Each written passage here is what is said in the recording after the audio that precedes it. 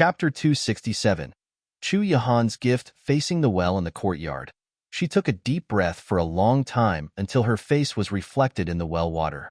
It was not as red as before, and only then did she stand up and walk into the house. Ziwei stood there like a statue, but Jilan was all smiles. Su Yingxue pinched her soft cheeks. It's not like you were getting married today. Why were you so happy? Pfft, huh. I am happy for Miss.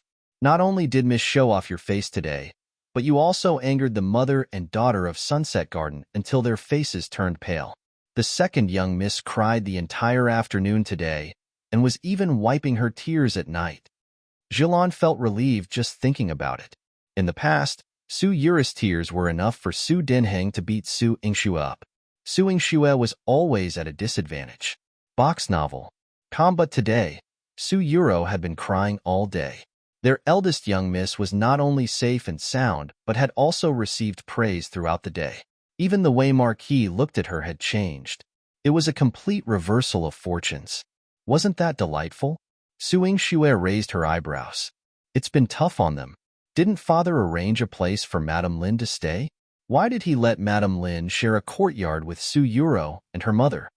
Master was too busy enjoying the company of two beautiful women in the bridal chamber to remember to arrange accommodations for Madame Lin, Jilan said with a mischievous smile and a wink. Su Yingxue raised her eyebrows. Where did these two beautiful women come from? Did they make father forget about Madame Lin? They were sent by the 9th prince. Your Highness' gift list today included 2 stunning women. I heard they were the top beauties from the flower pavilion that the Marquis often frequented. The Marquis had originally intended to purchase them, but now, the prince has sent them to the Marquis. Puff! Su Yingxue couldn't help but spray out a mouthful of tea. Chuihan, was he this cunning? How could her father resist the temptation of receiving 2 top courtesans on their wedding day? How could Lu Shulan even compare to the young and beautiful top courtesan from the flower pavilion? Wouldn't this drive Lu Shulan to the brink of anger? Su Yingxue couldn't help but give a thumbs up. Your Highness is truly impressive. She had previously thought that being the only one playing these games wasn't much fun. Her brother was so upright. He would never engage in such tactics. But Chuihan was playing along with her. This feeling of having someone to engage in these scheming games with her made Su Yingxue feel a wave of sweetness in her heart. In Sunset Garden, Su Yuri's cries echoed throughout the entire courtyard. Lu Shulan had dismissed all the servants. Su Yuro wanted to vent her frustration, but she couldn't find an outlet. Su Jinxian remained silent for a while as Su Yuro continued to cry. He finally said impatiently, Sister, crying won't change anything. Please calm down. What do you mean crying won't change anything? This is all because of Su Yingxue, that wench. Father not only failed to arrange accommodations for mother, but also embraced those 2 little devils into the room. This is a severe slap to our faces. Does father no longer want us? Su Yuro couldn't control her tears, and her cries grew louder. Lu Shulan stood up and scolded her harshly. Ruer, you are becoming more and more thoughtless. Mother, Su Yuro pouted, feeling wronged. Their family of 3 had suffered today, and instead of helping her, Lu Shulan scolded her. She couldn't understand it. If you had half of Su Yingxue's intelligence today, we wouldn't be in this situation. Lu Shulan didn't care whether Su Yuro listened or not. She pressed her daughter and explained the truth clearly. Today, Su Yingxue not only cleared her name in Jiangdu City, but also left a positive impression on the officials.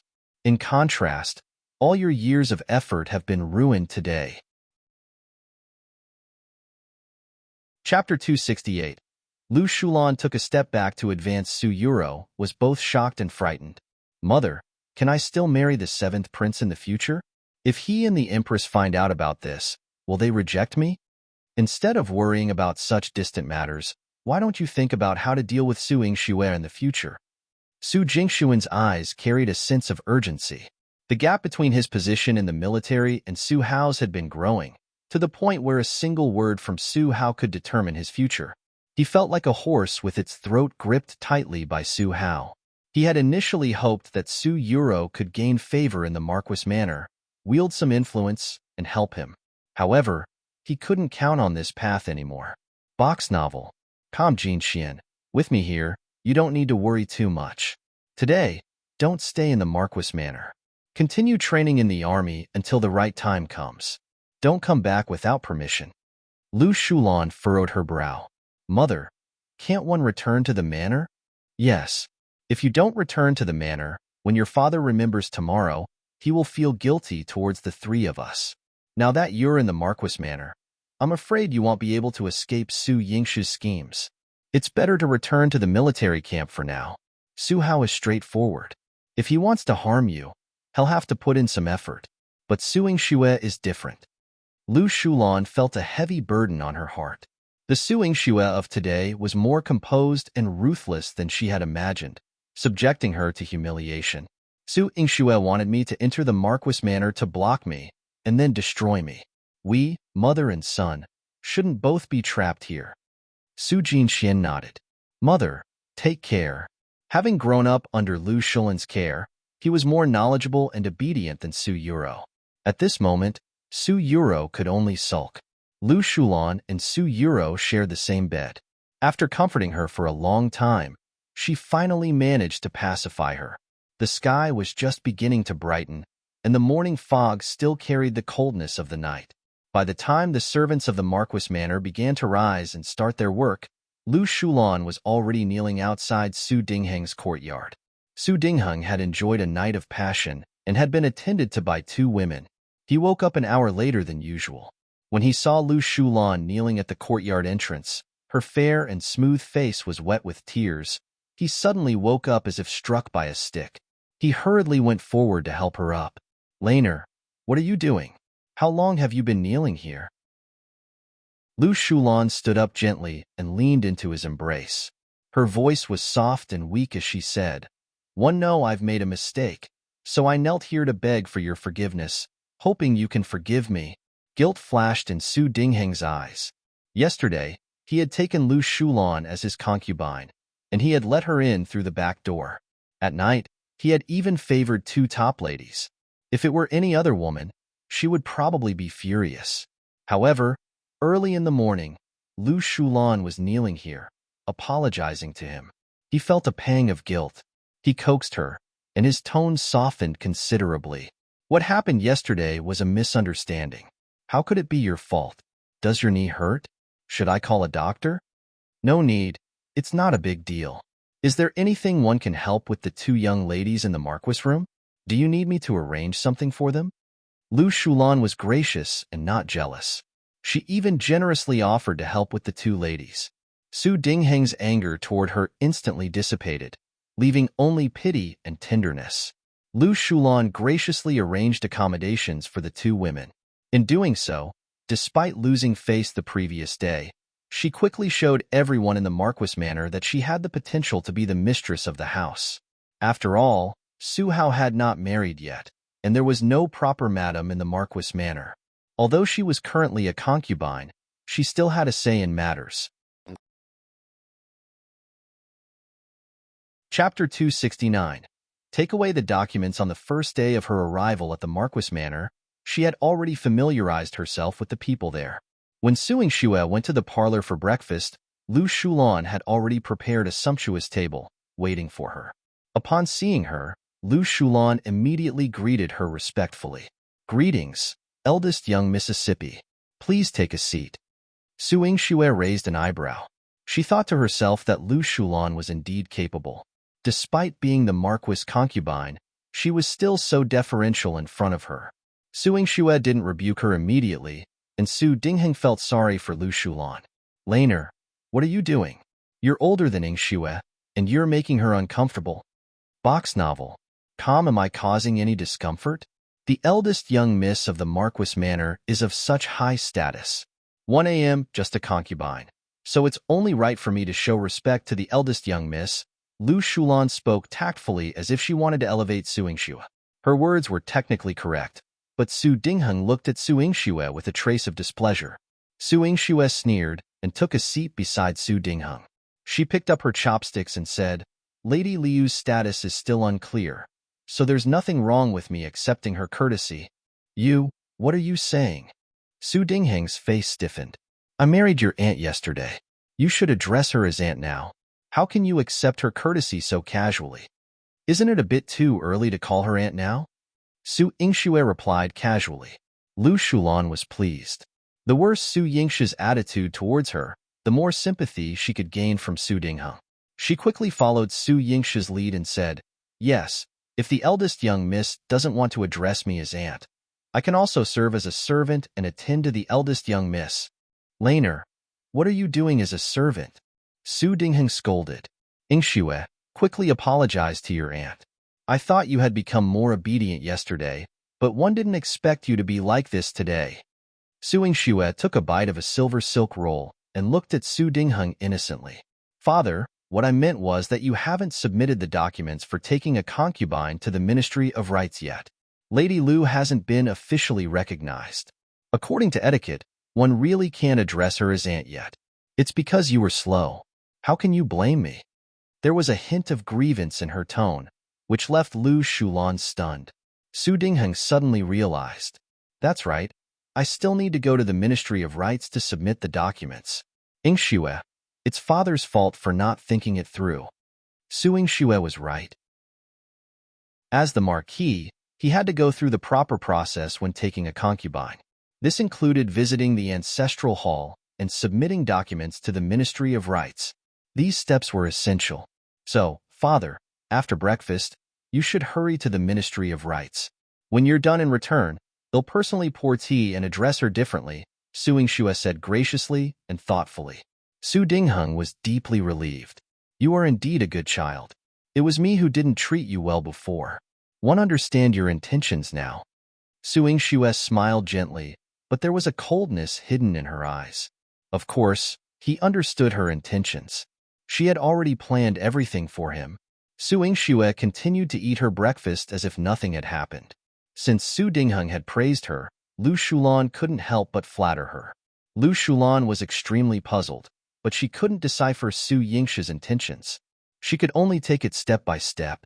After being away from the Marquis Manor for so many years, her understanding of courtly customs was not as thorough as Su Yingshue's, the legitimate daughter of the Marquis. She felt a sense of unease, as if she were crossing a river by feeling the stones. However, despite Su Yingshue's seemingly casual demeanor, Lu Shulan's vigilance towards her continued to rise. She was too enigmatic. Chapter 270. Green Tea Biluakun. She was only a 16-year-old girl, but she possessed the composure of someone who had experienced the vicissitudes of life. What was most frightening was that she seemed to know everything. However, when it came to her and Su Yuro, they knew very little about her. Su Dingheng hastily went to the Ministry of Rights to submit the documents for Lu Shulan. When he went in, he looked excited, but when he came out, he appeared defeated. Box novel. Calm inside the Marquis Manor, Su Yingxue had already prepared tea and was waiting in the front hall for Su Dingheng to return. She had brought the green tea that Consort Xiang had gifted her. The tea had a bright green color, resembling a fine piece of floating jade in the cup. Su Yingxue picked up her teacup and smiled at Lu Shulan. Don't be in a hurry. Once father returns with the documents, he'll promptly serve you tea. Lu Shulan wore a gentle and unthreatening smile. Eldest young miss, you are too kind. I am not worthy of being called aunt by you. Your respectful address is already an honor for me. Su Yingxue exchanged a glance with Jilan as if to say, see, it's interesting to engage with someone intelligent. Jilan suppressed a smile and looked towards Su Yuro.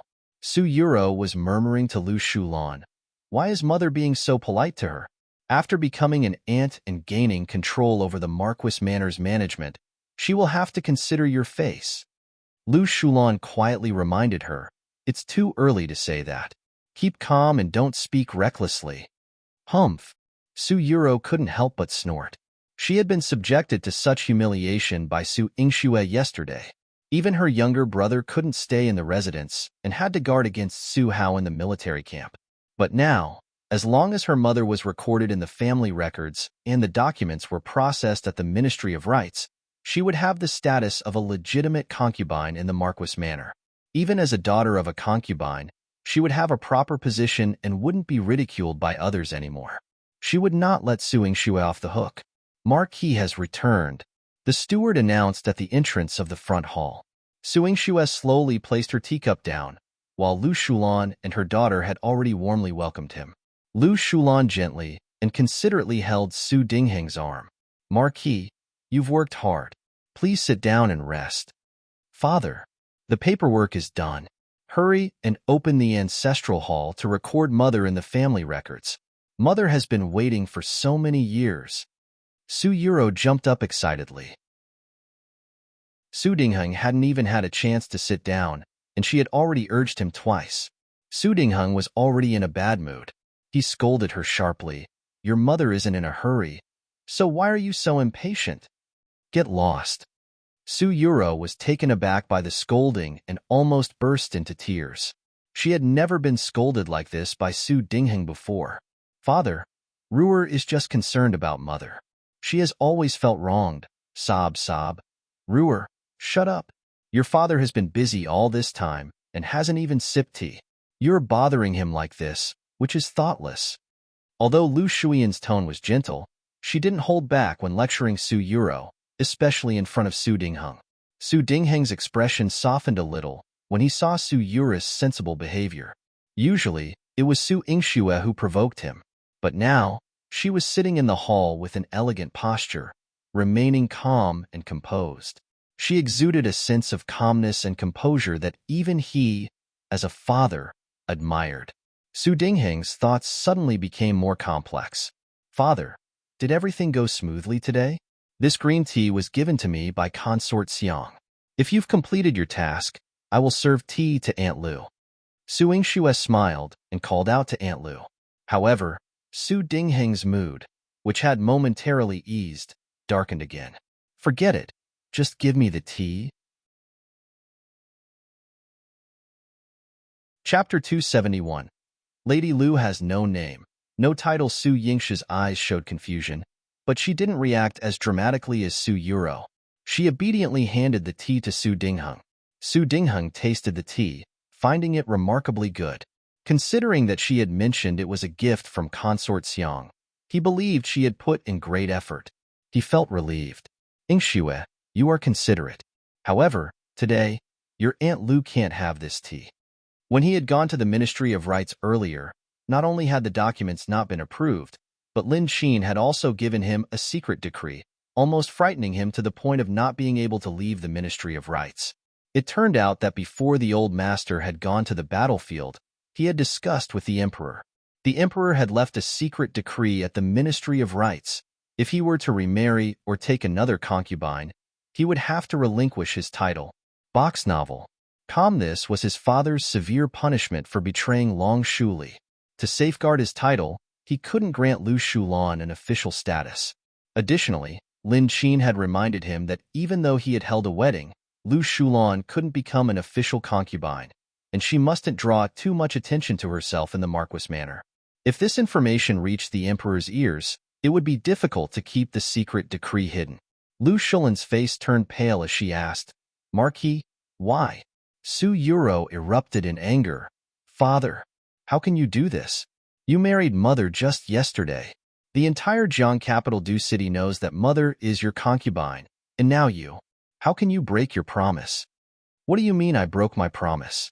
Su Yuro, who gave you the audacity to defy your father? Su Dingheng's anger, simmering since before, erupted with Su Yuro's provocation. Seeing this, Su Yingxue quickly tried to mediate. Father, please don't be angry. Take care of your health. My younger sister is only worried about Aunt Liu's status. If you encounter any difficulties, you can tell me.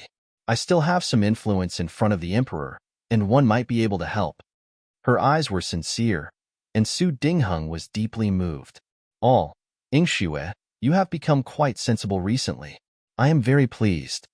Father, you haven't explained why Mother can't become your concubine. Compared to Su Yingxue's obedient and helpful demeanor, Su Yuro's current tantrum made Su Dingheng resent her even more. His brows knitted into a scowl as he pointed at Su Yuro. If you continue to cause trouble, get out. Look at your sister, and then look at yourself. If your sister has some face in front of the emperor, and if you have any, go beg your mother yourself. I. Sob, sob, sob. Su Yuro burst into tears from the scolding. If she had any face in front of the emperor, she would have requested a marriage between herself and the seventh prince a long time ago. Why wait until today? Marquis, it's all my fault for not teaching Ruer well. Please punish this servant. Lu Shulan suddenly knelt in front of Su Dingheng. Her delicate and gentle appearance was already moving enough, and now with tears in her eyes, she appeared even more fragile. It tugged at Su Dingheng's heartstrings. Su Yingxue couldn't help but smile. Indeed, she was the woman who had pampered her father for many years. She was truly capable. She was willing to swallow her pride and lower her status. Laner, what are you doing? Get up. Even if I can't give you a status right now, there's no need for you to call yourself a servant. Su Dingheng quickly embraced her. Her addressing herself as a servant was breaking his heart. Marquis, this servant understands. Marquis must have encountered some difficulties, which is why things are this way. This servant won't blame Marquis. However, the rules of the Marquis Manor are strict. If one don't have an official status, one can only be a servant. One cannot violate the rules of the Marquis Manor and become a laughingstock if word gets out. Lu Shulan asserted firmly. Chapter 272. In charge of the Marquis Mansion, every word she spoke was considerate of the Marquis Manor and aimed to ease Su Dingheng's worries. Su Dingheng found it hard not to cherish her. Su Yingxue's eyes sparkled, and she stepped forward to persuade, Father, even though one can't change my address to Aunt Lu for now, since she's already married into the Marquis Manor, why don't you temporarily delegate the stewardship to her? It will also help console her. Su Yingxue's gaze was gentle as she smiled at Lu Shulan. Lu Shulan's eyes held a hint of coldness. She knew that Su Yingxue's offering to give her authority was not out of kindness. Box novel. Su Dingheng felt somewhat conflicted. This might indeed console Laner, but she doesn't even have a formal status right now. How can she manage the household? Ignoring the potential resistance from the Marquis Manor's staff, such a situation becoming known outside would be a source of mockery. I didn't consider things thoroughly, Father, Su Yingxue said apologetically. Eldest young miss is being too humble. Eldest young miss possesses both virtue and talent, and she is the legitimate daughter of the Marquis Manor. Since Marquis is occupied with state affairs, it's only proper to entrust the stewardship to eldest young miss. Lu Shulan earnestly stated, Mother, are you out of your mind? Allowing her to manage the household, the two of us, Su Yuro was about to speak, implying that they would be in grave danger under Su Yingxue's control. Lu Shulan's icy glare immediately silenced her, forcing Su Yuro to swallow her words and sulk silently to the side. Su Dingheng glanced at Su Yingxue. Her capability in managing the medical clinic was well known, and her reputation had changed significantly. Even the emperor favored her. Letting her handle the affairs of the Marquis Manor was the best choice. However, he couldn't forget that Su Yingxue was a headstrong individual. Once he handed over power to her, would she eventually overthrow him, even as her father? Father, one lack knowledge and experience, and may first not be able to manage the Marquis Manor well. Su Yingxue shook her head, appearing disinterested in the authority. This made Su Dingheng less worried.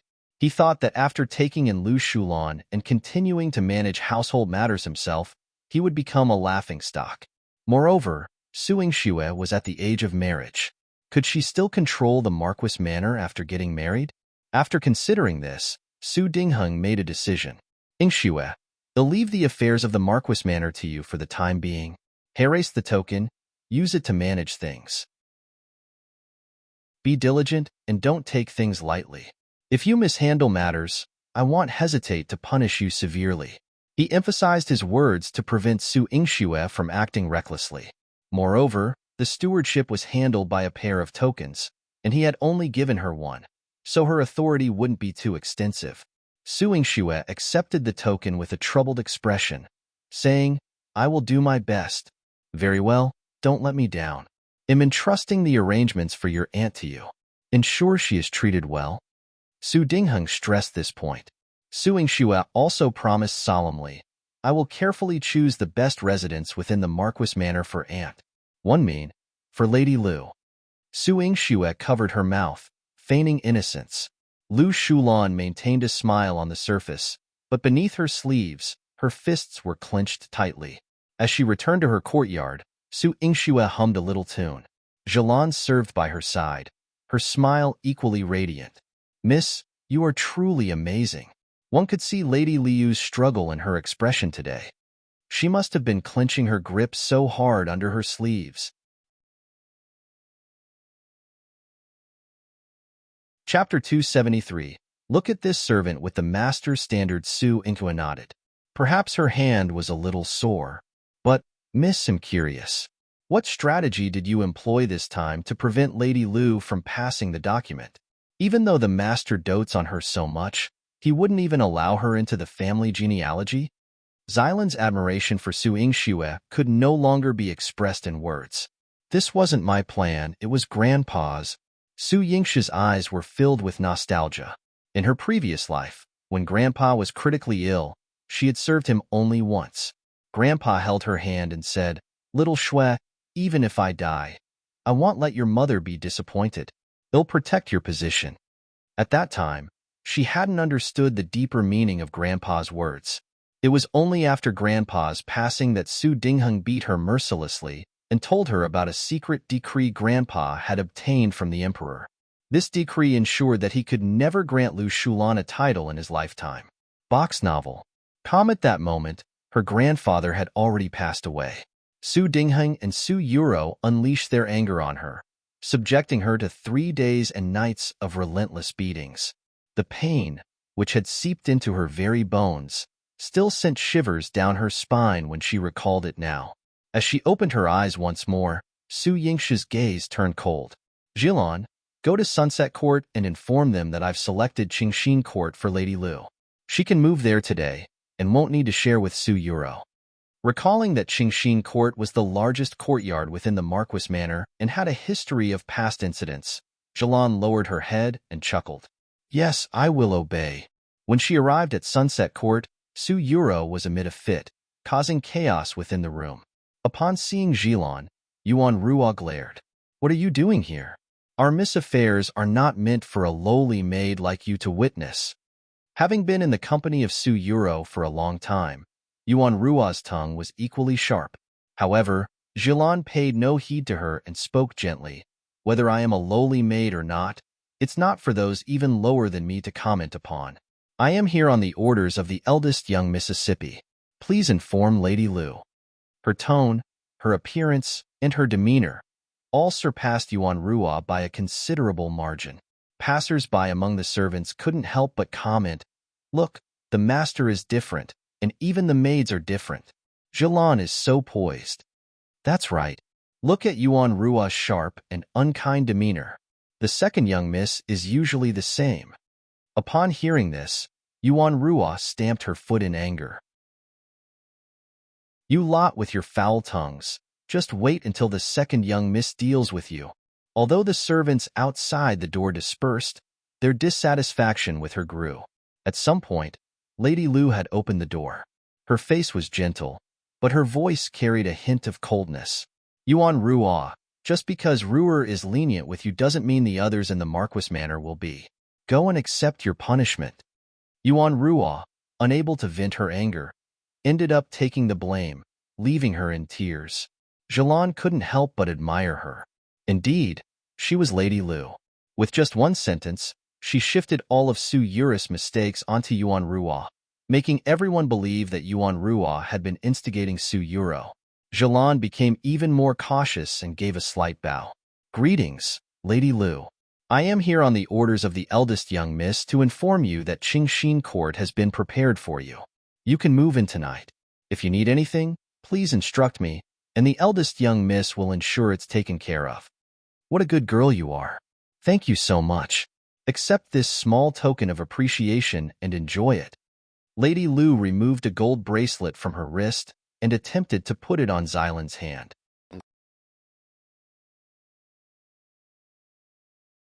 Chapter 274. Su Yingxue was heroic. Xilan's expression remained composed as she gently pushed the golden bracelet back. She smiled and said, 1 a.m. doing things for the eldest young miss, and it is my duty. One appreciate your kind intentions. Lu Shulan's eyes briefly revealed a hint of hidden anger as she thought to herself that Su Yingxue was indeed formidable.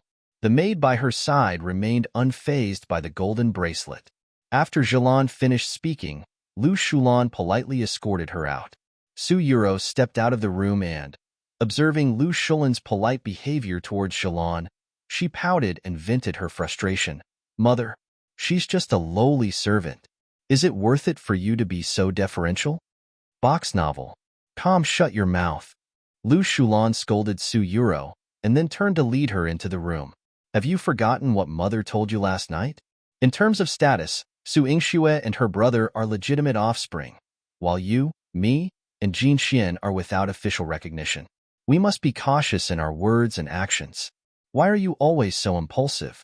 Don't you think your father's scolding wasn't enough today? Daddy is biased. He showered me with affection since one was a child, but now, he's supporting Su Yingxue in everything. Su Yuro's frustration deepened as she spoke. Wake up. Now that I have entered the Marquis manor, I am no longer a concubine and don't have the authority to act as a steward. You not only have to accommodate Su Yingxue in every way, but you also need to treat her well and lower your stance. Otherwise, if she catches any fault with you, you can just wait to be expelled from the Marquis manor. Lu Shulan warned her with a serious tone. Su Yuro had been pampered since childhood and, though she had her thoughts, she had recently been beaten down by Su Yingxue. Hearing Lu Shulan's words, she felt even more despondent and grew to resent Su Yingxue even more.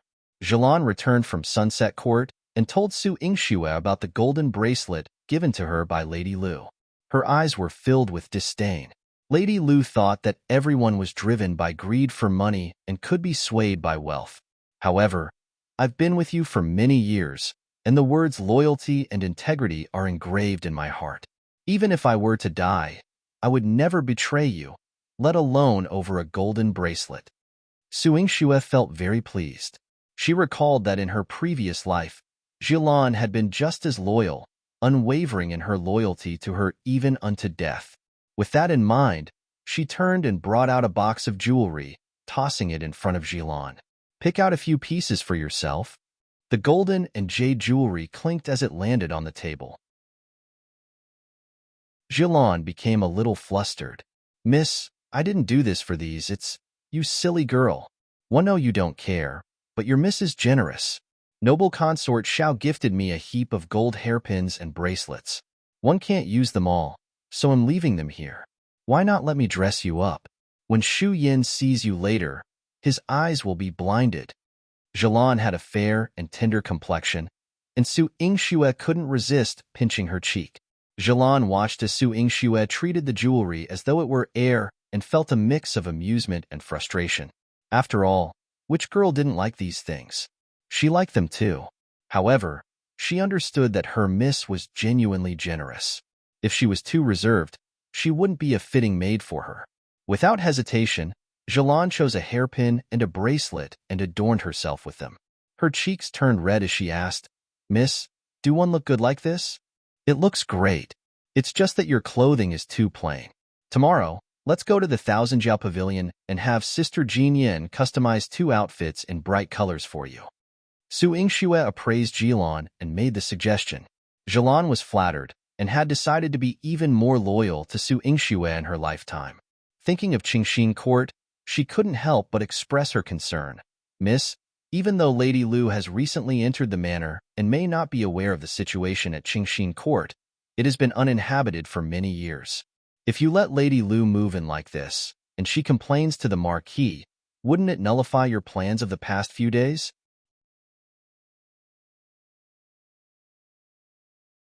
Chapter 275. Lu Shulan plotted again, she won't complain. Su Yingxue took a sip of tea and spoke calmly. Why? Xilan's watery eyes were filled with curiosity.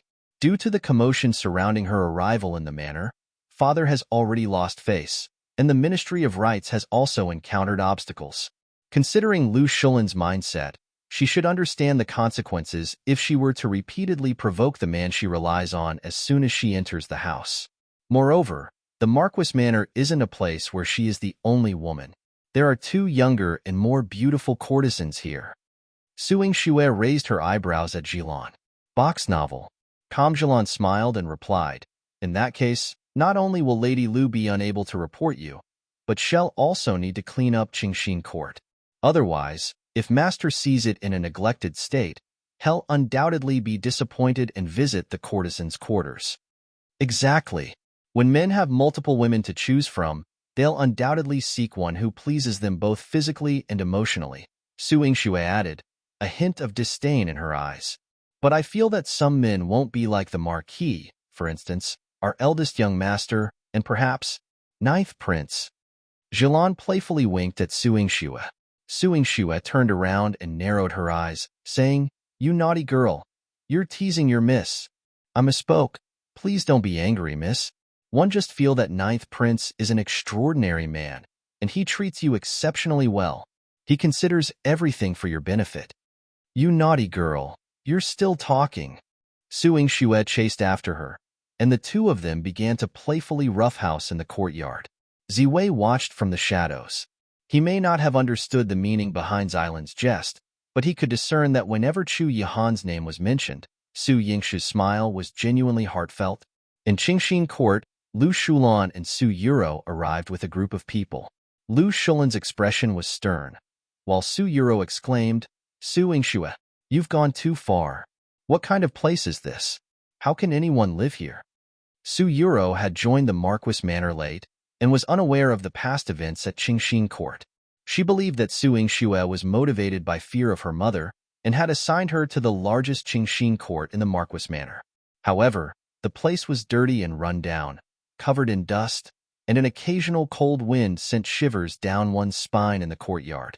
Lu Shulan, who had been pampered by Su Dingheng for years, couldn't help but feel a twinge of anger upon entering Qingxin Court. However, after a brief moment, she composed herself and immediately instructed Su Yura's servants, begin cleaning immediately, discard any old items, and move things from Yaoguang Garden. Before Marquis arrives tonight, make sure this place is redecorated to look fresh and appealing. The servants promptly went about their tasks, while Su Yuro continued to protest, Mother, we should complain this to Father and have him stand up for us. Let's see how Su Yingxue bullies us. You fool. Lu Shulan gave Su Yura's hand a heavy pat. Can't you see how skilled Su Yingxue is at her tactics? Your father has stirred up quite a bit of trouble by accepting me as his concubine. We haven't yet figured out why the Ministry of Rights rejected it. And there are still 2 young and beautiful courtesans in the manor. If I cause more trouble for your father, no matter how deep his affection is for me, he'll grow weary of it. As for Su Yingxue, even if one report her, what then? She'll use her recent assumption of family leadership as an excuse to avoid repercussions. Your father won't punish her severely, and she'll remain the Marquis' legitimate daughter. Lu Shulan's gaze turned cold. Every step of Su Yingxue's plan was carefully aimed at the mother-daughter pair's lifeline, ensuring that even if they suffered, they couldn't speak out.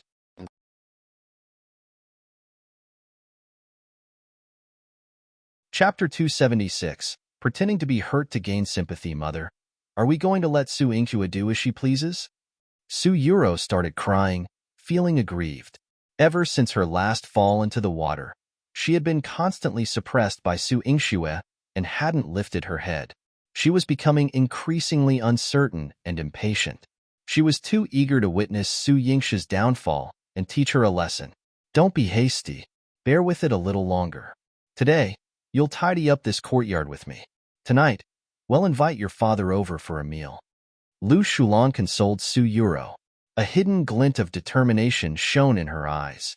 Old Madame Zhang kept a watchful eye on Qingxin Court and reported to Su Yingxue about Lu Shulan and her daughter personally tidying up the courtyard. She also reminded Su Yingxue, Marquis will be having dinner at Qingxin Court tonight. Box novel. Su Yingxue smiled.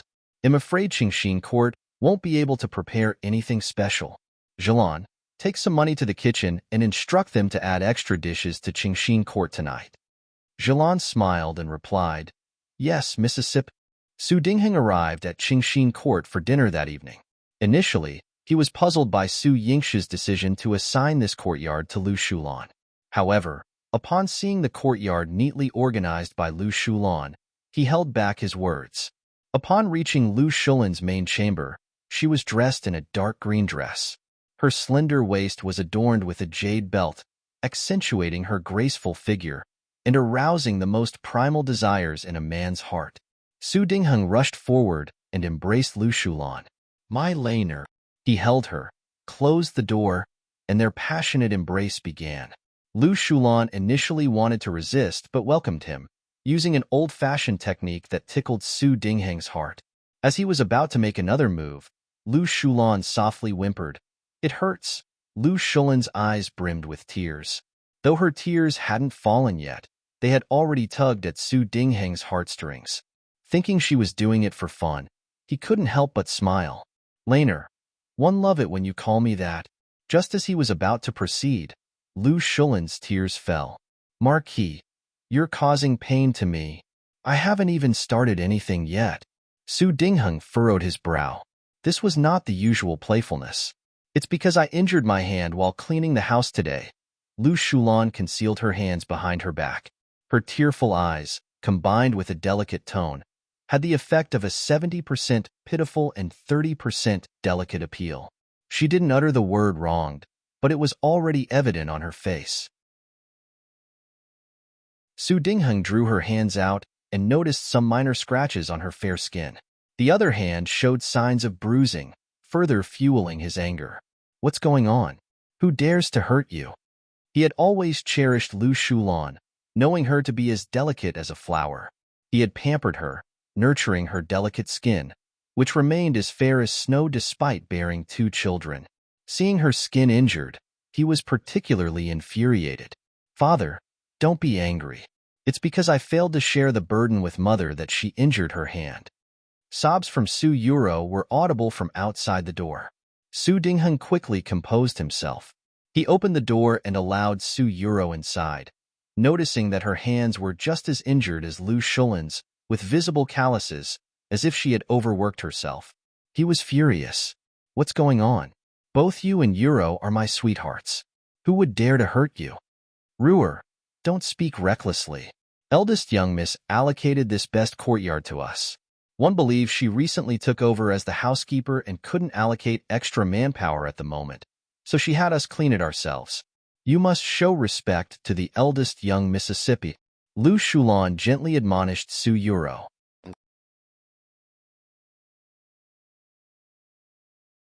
Chapter 277. The scheme failed. The tears at the corner of her eyes had not fallen yet, and it was very pitiful. Su Yuro also sobbed softly. Yes, Ruer would never blame sister. Sister didn't mean to mistreat mother. This Su Yingxue, this marquis has only handed over the management rights to her for a day, and this is how she handles things with me. How is she going to manage the Marquis manor in the future? Someone, call Su Yingxue over.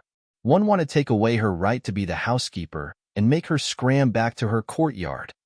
Su Dingheng roared outside.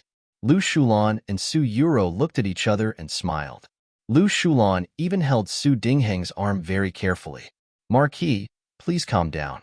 Even if you want to talk to the eldest young miss, you still need to have dinner. You've worked hard all day. My heart aches." Box novel. Lu Shulan had originally put a lot of effort into this meal. She had prepared some porridge and side dishes to provoke Su Dingheng's anger and make him even angrier at Su Yingxue, who knew that Jilan had arrived before the food in her kitchen was served. Jilan brought a group of kitchen staff and walked in front of Su Dingheng with a smile.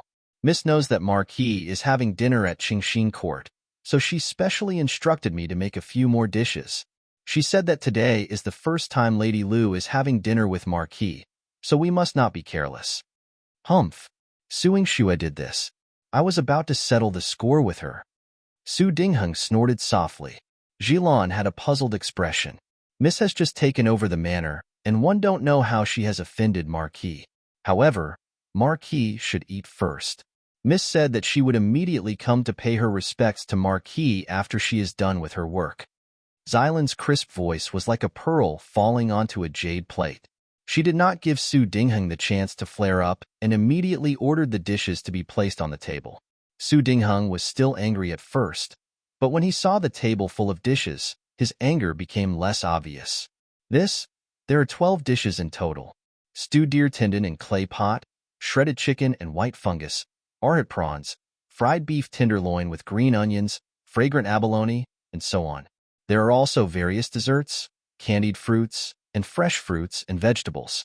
In addition, eldest young miss also took out 2 tails of blood swallow's nest from our courtyard and stewed a cup each for Lady Lu and second young Mississippi. She also made ginseng chicken soup for Marquis. The eldest young miss did not know Lady Liu's taste, so she had prepared this dinner for Lady Lu out of her pocket.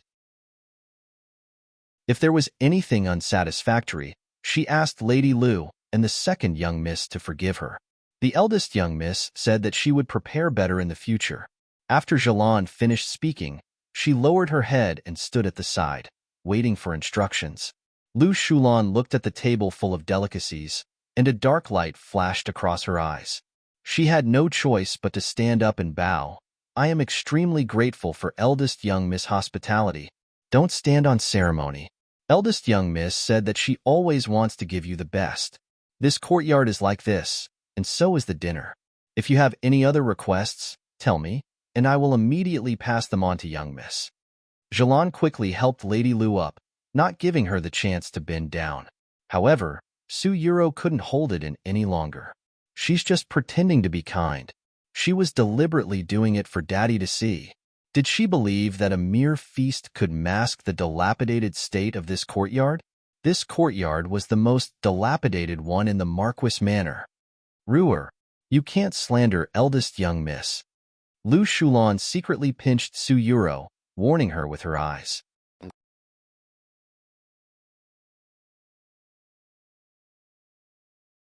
Su Yingxue insisted on greeting Lu Shulan before departing. Upon noticing the injury on Lu Shulan's hand, she remembered to hand her a bottle of ointment made from blood-clotting grass, urging her to make good use of it. This bottle of ointment made Su Dingheng's eyes shine. Lu Shulan accepted the ointment and appeared warmly appreciative toward Su Yingxue, nearly bowing to express her gratitude. However, inwardly, she was filled with concealed resentment. As Su Yingxue left Qingxin Court, Zhilan thoughtfully handed her a plate of pastries. Miss, you haven't eaten dinner yet. Please have some to fill up. Su Yingxue consumed 2 pastries consecutively. She was genuinely hungry, having spent the entire afternoon in the accounting room poring over the account book until it grew dark. When she reached Su Dingheng, her complexion was wan. Zhilan noticed that Su Yingxue had finished all the pastries and couldn't help but feel sorry for her. Miss, you've had it quite tough. Su Yingxue playfully flicked her forehead. Hard work needs to be genuine for people to believe it. Look at the injuries on Lu Shulan and Su Yuro's hands. Those are real. Your miss was just hungry and a bit tired. Zhilan burst into laughter. I didn't realize how skilled Miss is at acting. During today's meal, one saw that the mother and daughter tasted like wax and had to put on smiles while eating with Marquis. After dinner, second young Miss' face turned pale. Chapter 279. Treat Su Yingxue to roast whole lamb if you've been pretending to be a saint for too long. Sometimes you need to show your true colors, or you'll forget your nature. Su Yingxue licked her lips. Zhilan, go and have the kitchen prepare a few dishes. Su Yingxue placed her hand on her stomach. Although she had succeeded in making Lu Shulan and her daughter feel disgusted with the lavish spread on the table, she couldn't neglect her stomach. Zhilan exclaimed and hurried to the kitchen. A figure in white descended from the sky, and Chu Yahan's composed voice resonated. In my mansion, I've recently hired a few new chefs. Honorable Miss Su, would you be interested in indulging them? Your Highness. Box novel. Su Yingxue's eyes sparkled. She was about to ask why Chu Yihan was here and why he moved around the Marquis Manor with such agility. However, given his identity and how he had snatched her jade pendant during their first meeting, she decided not to press for answers. Her stomach rumbled. Chu Yihan's timing was impeccable. She approached Chu Yihan with the demeanor of an eager cat, playfully waving her hand. "Thank you for the gracious invitation, Your Highness." Zhilan watched as Chu Yihan carried Su Yingxue, and together, they flew out of the courtyard like a pair of rainbows. She stood with her mouth agape, exclaiming, "Your Highness treats Miss so well." He even noticed when Miss hadn't eaten. Inside the 9th prince's mansion, Su Yingxue had barely landed in the garden when she caught the aroma of roasted meat. After touching the ground, she hurried to a pavilion and found 2 chefs in white robes and hats, busily turning a skewer with a pole. Her eyes gleamed with excitement. "Your Highness, your chefs know how to roast meat. And it smelled so tantalizing." "It's a whole roasted lamb," Emochi said softly. Emochi had been tasked with finding these chefs for Your Highness. He wasn't sure where Your Highness had discovered them, but they were aiming to please a girl by treating her to delicious food and drink. Upon Your Highness' order, he had located the skilled chefs. Sending out the shadow guards and urging the horses at top speed, they tracked down these chefs in North Coast City. Although their dishes appeared rustic, the taste was exquisite. Even the palace's royal chefs might not be able to match their flavor. Su Yingxue inhaled the tempting aroma in the air and, overwhelmed, her stomach grumbled. She was so touched that she almost started crying like a kitten deprived of its milk. "Your Highness, it smells so good. This lamb, it looks delicious." A colossal oven held an entire lamb, and the sizzling meat drippings created a delightful hissing sound. Some of the drippings fell into the oven, landing on the charcoal and sparking to life, making the culinary experience even more tantalizing. Su Yingxue hadn't been this hungry earlier, but standing in front of the roast lamb, her stomach couldn't help but growl. Chu Yihan placed his hand on her abdomen and turned to Emochi, urging him to hasten. "She's hungry. Let's move more quickly." Emochi conferred with the 2 chefs, and the chefs commenced the meat-cutting process. They handed a knife to Chu Yihan and gestured for him to cut the first slice, a sign of respect for his noble status and the customary etiquette for starting the feast of a whole roasted lamb. Chu Yihan passed the knife to Su Yingxue. "You can do it. Cut wherever you'd like to start." "Your Highness, this is the prince's mansion. The lamb was prepared by you, so you should have the honor of beginning the feast," Emochi kindly reminded. Chu Yihan leaned close to Su Yingxue, his warm breath brushing against her ear as he said, "She makes the decisions for me. She's the most important." Su Yingxue's hand holding the knife trembled, almost slipping into the fire. She didn't have a ringing in her ears. She heard Chu Yihan clearly stating that she was the most important person in his life.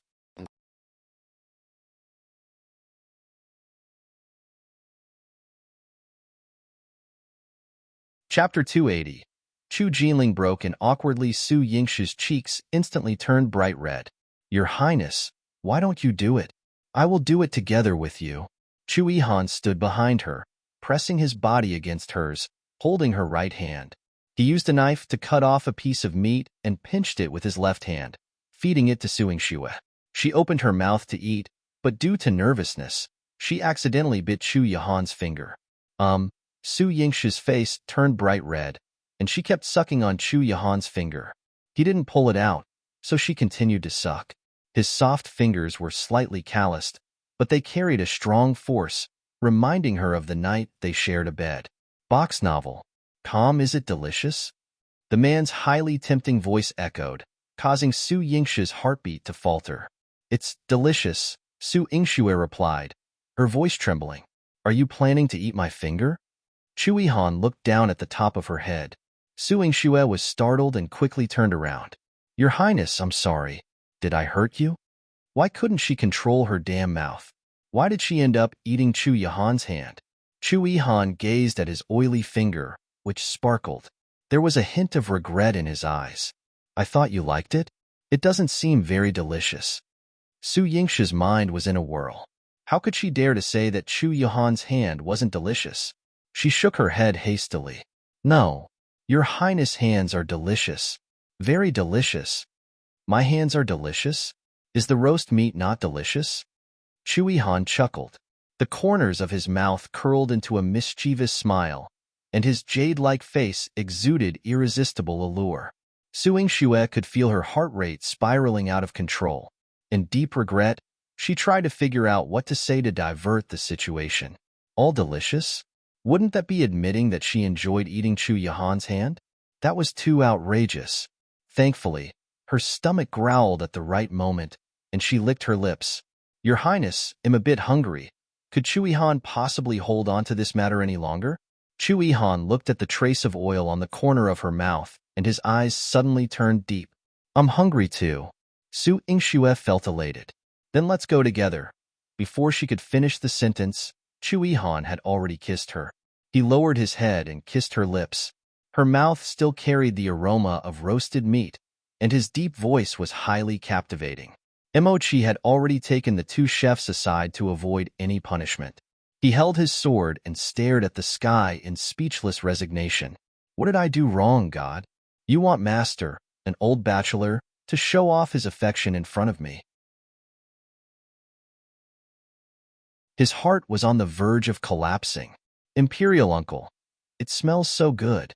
Imperial Uncle, I want to eat meat. Chu Jinling ran in with a huff. He had seen Chu Yihan and Su Yingxue hugging from a distance and exclaimed, Imperial Uncle, the weather isn't cold. You don't need to be like this. He was just joking, but when he got closer and saw Chu Yihan's dark expression, his legs trembled. Lin Cece followed him and patted his shoulder when she saw him trembling all over. She frowned and asked, What's wrong? Chu Jinling's trembling tongue rendered him speechless. Only when Lin Cece saw Chu Yihan's expression and sensed the menacing atmosphere did she lower her head and awkwardly pull a tight-lipped smile. We've come at the wrong time. Let's leave now.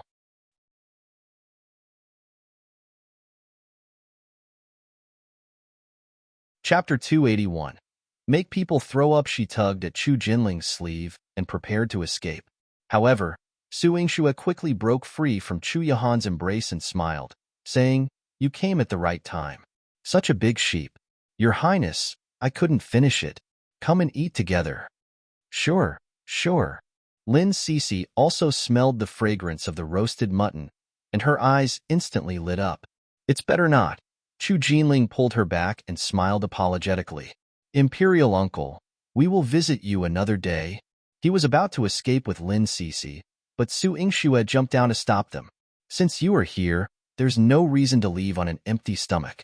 Otherwise, if word gets out, they will say that your ninth Imperial Uncle is stingy. Box novel. Lin Cece didn't dare to ruin Chu Yihan's plan. She waved her hand awkwardly. Forget it. Dr. Su, they'll leave this beautiful scenery and delicious food for you to enjoy.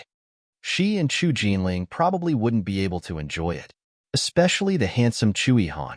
No, we'll share blessings and difficulties. Su Yingxue blocked the two of them. If they left, how awkward would it be for her and Chu Yihan to eat alone? The scene of her eating his finger was still fresh in her mind. Oh no, she was recalling it. Lin Cece and Chu Jinling locked eyes as if saying, Look at the trouble you've brought upon us. Chu Jinling's mind spun rapidly as he held Lin Cece's hand. His smile was exceptionally bright.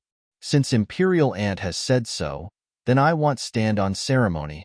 He turned around and looked at Chu Yihan with a smile as radiant as a flower, saying, Imperial Uncle, Cece and one will just have a meal here. You don't mind, right? As he spoke, he observed.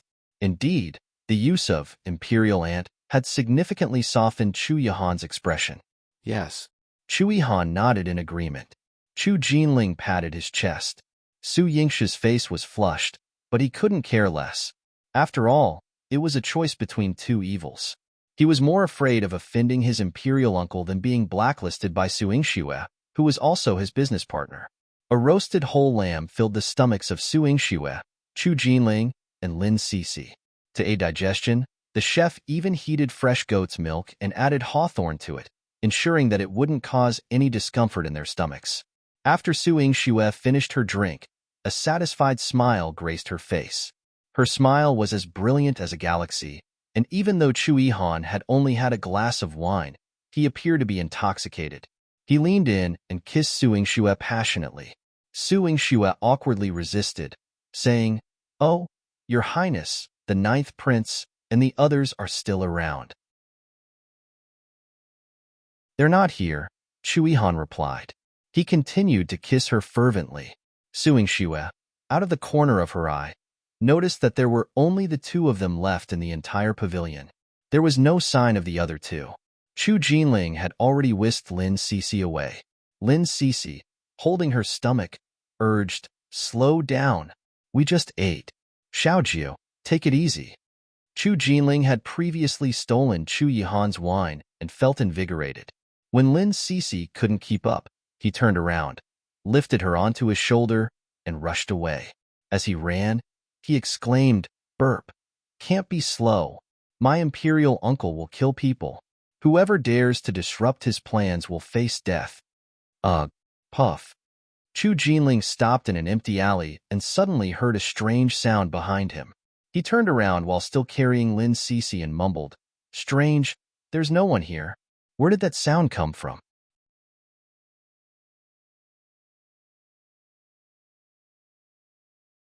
Chapter 282. Let's do something bad. Chu Jinling. They'll kill you. She had just eaten the roasted whole lamb leg, and mutton, and he had made her vomit it all. Why do you want to kill me? I didn't ruin your good time. Chu Jinling put her down, his fair and handsome face displaying confusion. Lin Cixi steadied herself, ready to strike. But looking at Chu Jinling's fair skin, she reached out to touch it. "It's so soft, and your skin is so smooth." Box novel. Calm even better than her skin.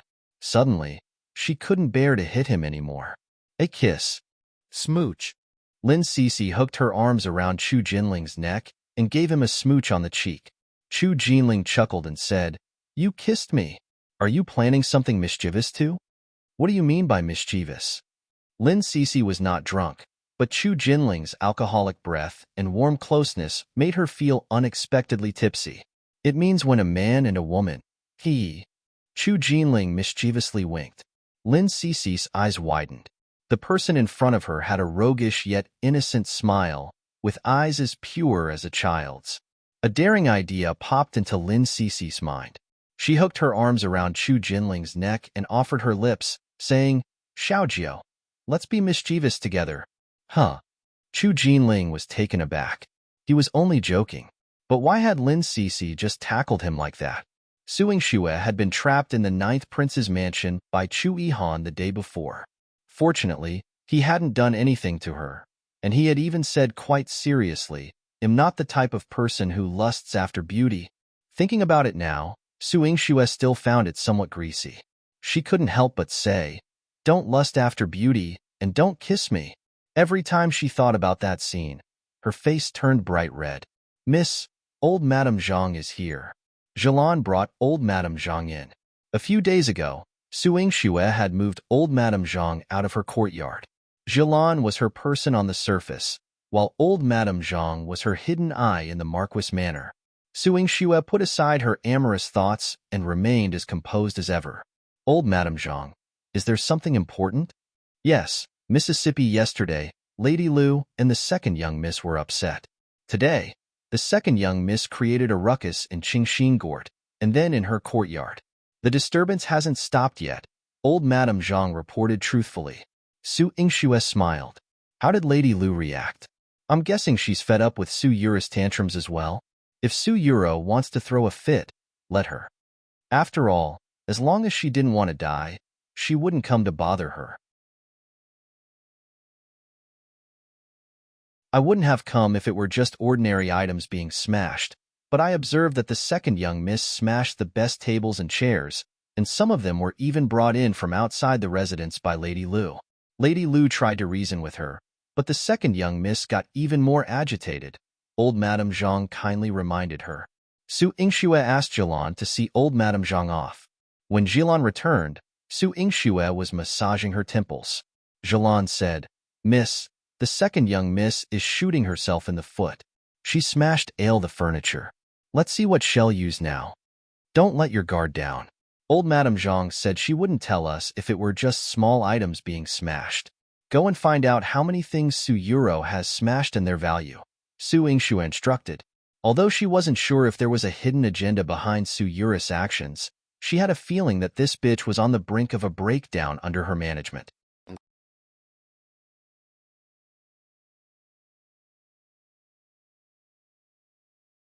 Chapter 283. Find Su Yingxue to settle the debt. Su Yuro was even more sorrowful than Su Yingxue had imagined. She had long since broken down. However, while she was smashing things in her breakdown, she suddenly thought of a way to vent her anger. She selectively chose furniture to smash, and she even specifically targeted the expensive ones. After smashing, she had Yuan Ruo compile a list. The following day, she took people with her to Red Brocade Lane to make purchases. When she brought back the items, she left the Marquis Manor with the bill. Box novel. Kam Suing Shue was in the accounting office, clattering away on an abacus. This account book and abacus were the first shed ever encountered in both her past and present lives. Thankfully, she was smart and didn't get buried under this mountain of accounts. Jilan knocked on the door, bringing in a middle-aged man with a grim expression. The man was dressed as a businessman, and if he shaved off the 2 tufts of beard at the corners of his mouth, he looked quite similar to Manager Qi. The moment he entered, he respectfully greeted Su Yingxue. I am the proprietor of Red Brocade Lane. I've heard that eldest young miss is currently in charge of the Marquis Manor. I've come to request that eldest young A/Is settle the bill. Settle what bill? Su Yingxue furrowed her brows slightly. Red Brocade Lane primarily sold furniture, but the Marquis Manor hadn't made any furniture purchases recently. This is the bill from the Marquis Manor. Yesterday, the second young miss purchased quite a lot of furniture in our shop and instructed me to come to the Marquis Manor to settle the bill. The proprietor handed over the bill with a smile. It spanned 3 to 4 pages in total. Su Yingxue couldn't help but chuckle as she read it. So, my dear sister is quite the shopper. She spent a total of 500 taels of silver. Why didn't she just sell herself and buy whatever she wanted? Miss, the second young miss is deliberately trying to embarrass you. Jilan complained in Su Yingxue's ear. Su Yingxue sneered. It's not just about embarrassment. She also wants to drain my pockets. The proprietor, having been in business for many years, had also collected bills from many noble households. Seeing that Su Yingxue and her servant had gloomy expressions, he quickly offered, I'm not in a rush to collect payment. If eldest young miss can't make the decision, it's not too late for Marquis to settle the shop's bill once he learns of it. Now that I am managing the household, there is no need to trouble my father. Jilan, please settle the shop's bill, not a tael less. Su Yingxue handed the bill to Jilan. Although Jilan was extremely reluctant, she had to obey Su Yingxue's instructions. After seeing off the Red Brocade Lane proprietor, Xilan's face fell. Miss, the second young miss is doing this on purpose. She's so extravagant that her spending alone exceeds the Marquis Manor's monthly allowance. If Master learns of this, he'll certainly blame you, miss, for your poor management. Su Yuro was dragging down the Marquis Manor's reputation and deliberately extorting money from Su Yingxue. Even though her miss didn't lack those 500 taels, Jilan was angry on her behalf. Who would want to be the scapegoat for Su Yuro? Jilan, do you know what it's like to drive someone insane? Su Yingxue jotted down the expenditure of 500 taels on the account and chuckled softly. Drive someone insane? Doubt filled Xilan's eyes. However, she had been with Su Yingxue for so long that she would mull over her words before responding. Suddenly, she figured it out. You mean driving the second young miss insane? Miss, what brilliant plan do you have this time? Her eyes sparkled like stars in the night sky. Su Yingxue tapped her fingers lightly on the table. Continuously suppress her, and when she thinks she can make a comeback, deliver a heavy blow, and then she must be defeated. Jilan stood beside Su Yingxue and quickly answered. Su Yingxue scratched her nose. Smart. In Sunset Court, Su Yuro was proudly admiring the new furniture she had just purchased. She gently stroked the polished mahogany tabletop. This feeling is truly remarkable.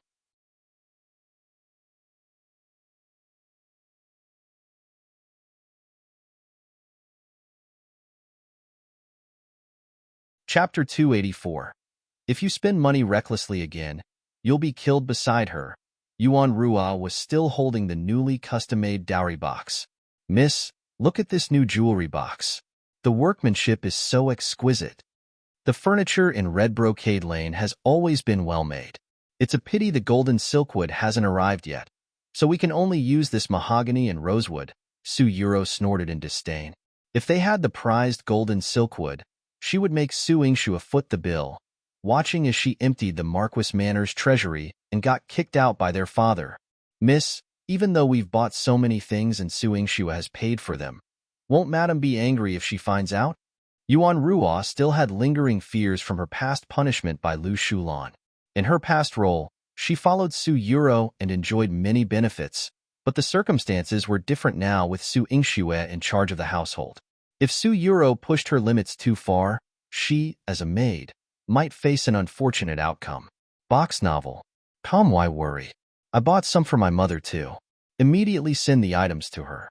She's been holding back a lot of frustration lately. Let's make her happy.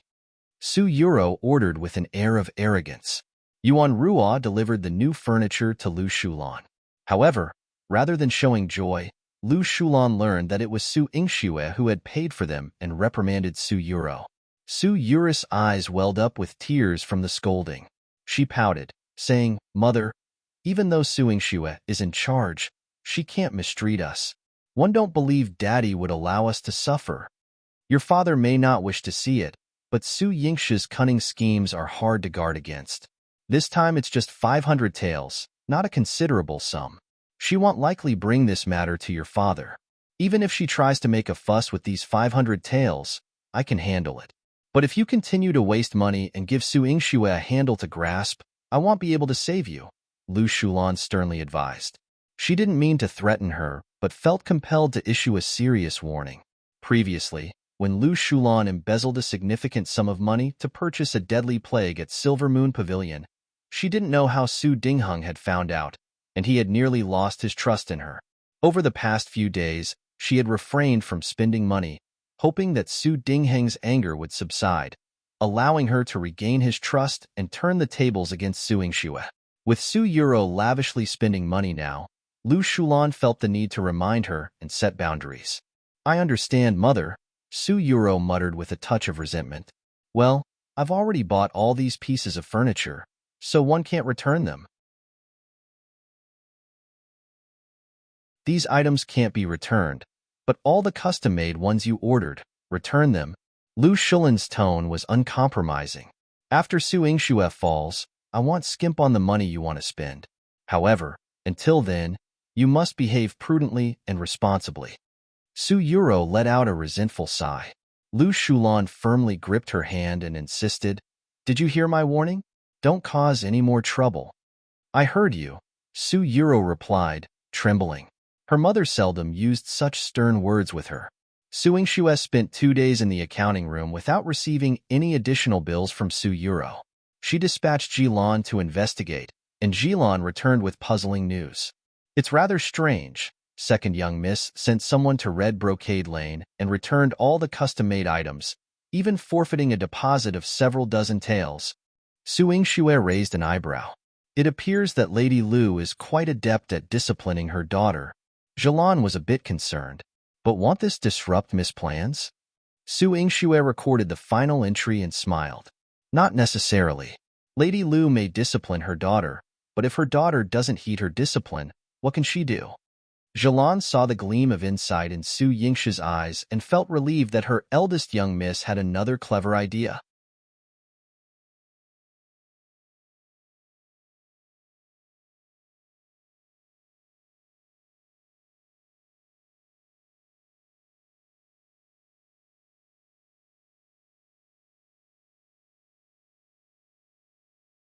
Chapter 286. Another 10,000 taels. As soon as Su Yingshu entered Thousand Jiao Pavilion, she was greeted by the sweet and refreshing fragrance in the air, which made her expression relax with pleasure. This is enchanting, a perfume I recently formulated. Placing a bottle of it in the main hall fills the entire room with a delightful and fresh aroma. Wu Jinyan explained to her attentively. Perfume? It's made by dissolving spices in water, and you can either place it in your home or apply it to your skin. It leaves a long-lasting fragrance. Sister Jean Yin is meticulous and skillful. You are also good at innovation. No wonder the Thousand Jiao Pavilion has become famous since it opened. Su Yingshi's eyes were filled with admiration. In terms of doing business, Wu Jinyin was a well-deserved shrewd person. She was much more powerful than her. Box novel. There are many ways to do business, and there are many things to worry about. Compared to your medical center, it's more complicated. However, now that the medical center has been rebuilt, you can rest at home for a few days. One heard that you've been taking care of the family recently and doing very well. In the room, Wu Jinyin served her a cup of tea. Su Yingxue, while savoring the tea's fragrance mixed with the scent of the perfume, found the combination surprisingly harmonious and refreshing. Indeed, Sister Jinyin, you're well informed, she remarked with a light chuckle. I also have some bad news for you. Today, Su Yuro arrived in a fit of anger and selected numerous clothes and jewelry. She even got into a scuffle with someone just now. My shopkeeper reminded her not to buy too many at once. She scolded the shopkeeper and took more instead. A crease appeared between Wu Jinyin's eyebrows. She knew that Su Yingxue was in charge of the Marquis Manor, and she had naturally heard about the matter of Red Brocade Lane going to the Marquis Manor to report the debt. She was worried that Su Yuro was deliberately making an enemy out of her. She had spent so much money and had put it all on Su Yingxue. The corners of Su Yingshi's lips curled up in a relaxed manner. No matter how much money she spends, you just accept it. If she says that she wants to repay the money, sister doesn't have to be polite. Just send someone to the Marquis Manor to ask for the money. Sending someone to the Marquis Manor for payment, isn't that essentially requesting payment from you? If the money comes from your hands, Marquis may blame you for poor stewardship and inadequate control. After all, I've lived amidst such power struggles for many years. Wu Jinyin understood the household's intricate dynamics well. What you want is the Marquis Manor's money, and it will be deducted from Daddy's account. Su Yingxue smirked and winked at her.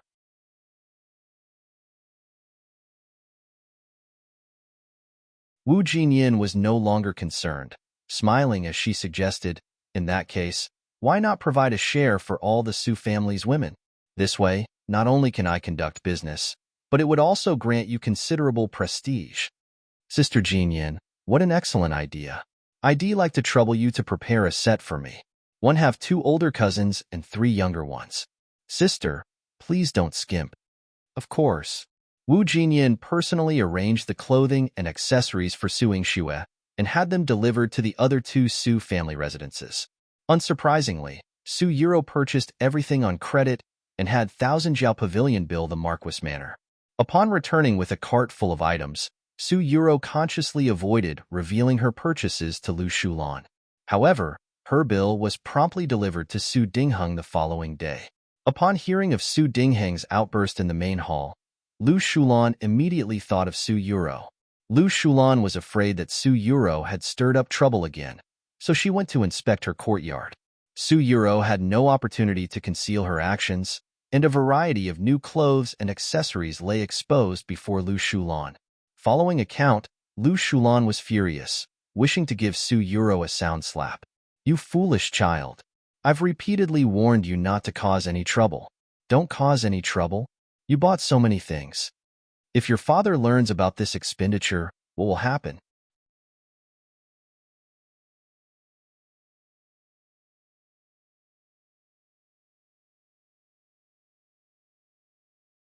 Chapter 287. Su Dingheng hits Su Yuro mother. Su Yuro hung her head, her voice weak, not daring to tell her mother that she had spent nearly 5,000 taels in total. Lu Shulan thought that Su Dingheng's anger in the front hall was probably related to Su Yuro's spending. Before she could figure out what to do, old Madame Chiu rushed over to inform her, Madam, Marquis has summoned you and second young miss to the front hall. The master is in a great rage, and eldest young miss is already kneeling in the front hall. Su Yingxue was kneeling in the front hall? Lu Shulan took Su Yuro to the front hall, but she felt that things were taking a bad turn. Box novel. The halls of the Marquis Manor were exceptionally spacious, and the front hall for receiving guests was imposing and solemn. At this moment, Su Dingheng, in a fit of anger, was pacing around the front hall, while Su Yingxue knelt on the ground in a red robe, looking especially helpless. As soon as Su Yuro arrived, Su Dingheng erupted. "Men, seize this unfilial daughter and make her kneel." Two burly maids immediately rushed forward and grabbed Su Yuro, forcing her down next to Su Yingxue. One of these maids, a relative of old Madame Zhang, used her strength and coincidentally pressed Su Yuro onto a shard of porcelain. Su Yuro instantly screamed in pain. It hurts. Daddy, I'm in so much pain." "You're only realizing it now? When you were spending money, why didn't you exercise restraint? If it weren't for your sister being unable to access so much silver, one would never have known about it. You two prodigals are close to emptying my Marquis manor." Su Dingheng was livid and slammed the bill onto Su Yuro's face. Su Yuro usually protected her face as if it were her lifeline, but now she was terrified. "My face. Daddy, please don't hit my face." "You?" Su Dingheng saw that she was still protecting her face at this moment. A gush of blood rushed up from his heart, and he almost fainted. "Marquis, please take care of your health." Lu Shulan hurriedly approached to support him, using her gentle hands to caress his chest. But Su Dingheng was furious, and he pushed her away, scolding, "You've raised a good daughter. Marquis, please calm down and take care of your health. It's all my fault." Lu Shulan began to shed tears without saying much. "And you, Su Yingxue, one tasked you with managing the household, but is this how you manage it? Your younger sister spent so much money, ostensibly for herself, but you were generous enough to share it with uncle and aunt. Why didn't you send some to the entire Jiangdu city?" Su Dingheng's flushed face turned ashen. One Su Yuro was already causing him heartache, and Su Yingxue seemed to be getting on his nerves even more. "Father, it's my fault."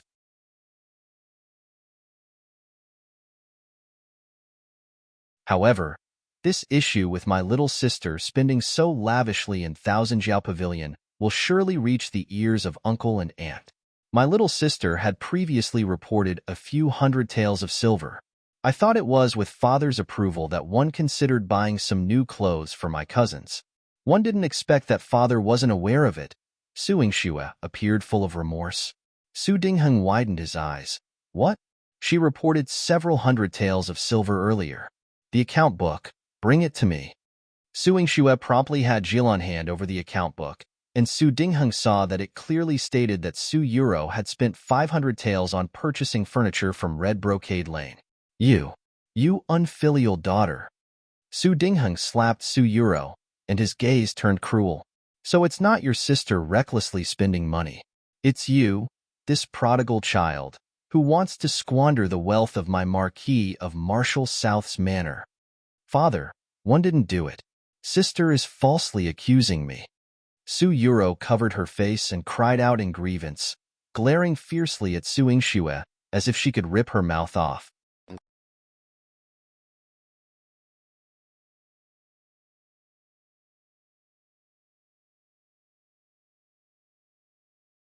Chapter 288.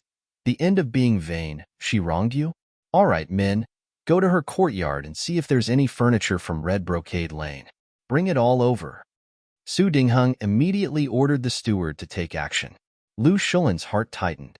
Soon after, the steward returned with a significant amount of brand-new furniture.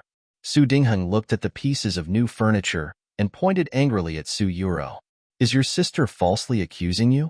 Is it unjust? The furniture I provided for you previously was of excellent quality. Why did you need to replace so much without reason?" Box novel. Su Yuro whimpered and didn't dare to speak. Su Yingxue raised an eyebrow nonchalantly. She knew that once Su Dingheng investigated, he would realize that Su Yuro had broken the furniture herself and then bought new items. Su Dingheng felt his blood pressure rising. His face turned ashen, and he clutched his chest. "Men, return all these items immediately, along with the clothing, jewelry she purchased, and the gifts she sent to others. Retrieve everything for me." This amounted to over 10,000 taels of silver, a significant sum. "Father, I don't want to return them." Su Yuro covered her face. To her, these items were a matter of pride. It was her way of competing with Su Yingxue, something that she had struggled to buy to surpass her. Among them was a luminous pearl on a golden hairpin that was even larger than Su Yingxue's. She couldn't bear to part with them. They'll beat you to death. Su Dingheng picked up a whip and was about to strike her. Lu Shulan rushed over, and the lash hit her instead, causing her skin to break and bleed. Tears welled up in Lu Shulan's eyes. Marquis, if you want to punish someone, punish me alone. It's because I failed to discipline her properly that Ruer behaved this way. It has nothing to do with eldest young Mississippi. Please, Marquis, only punish me. Her mention of Su Yingxue was a reminder to Su Dingheng that it wasn't just Su Yuro who had made mistakes. Su Yingxue had spent even more than Su Yuro.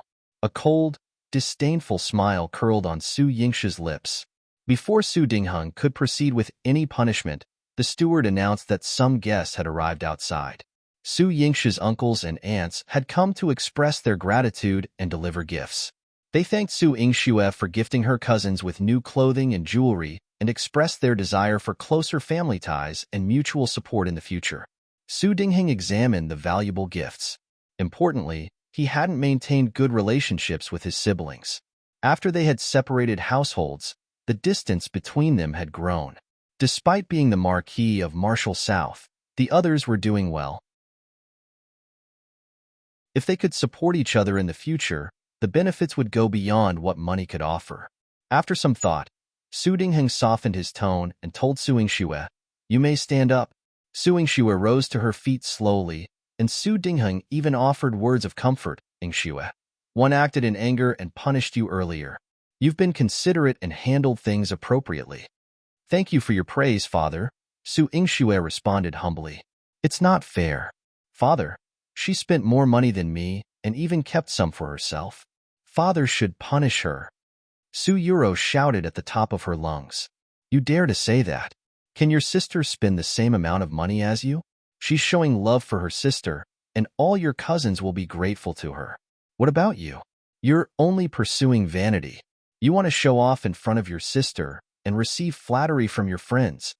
Su Dingheng exposed her without mercy. Su Yuro felt as if her face was being stripped away, inch by inch.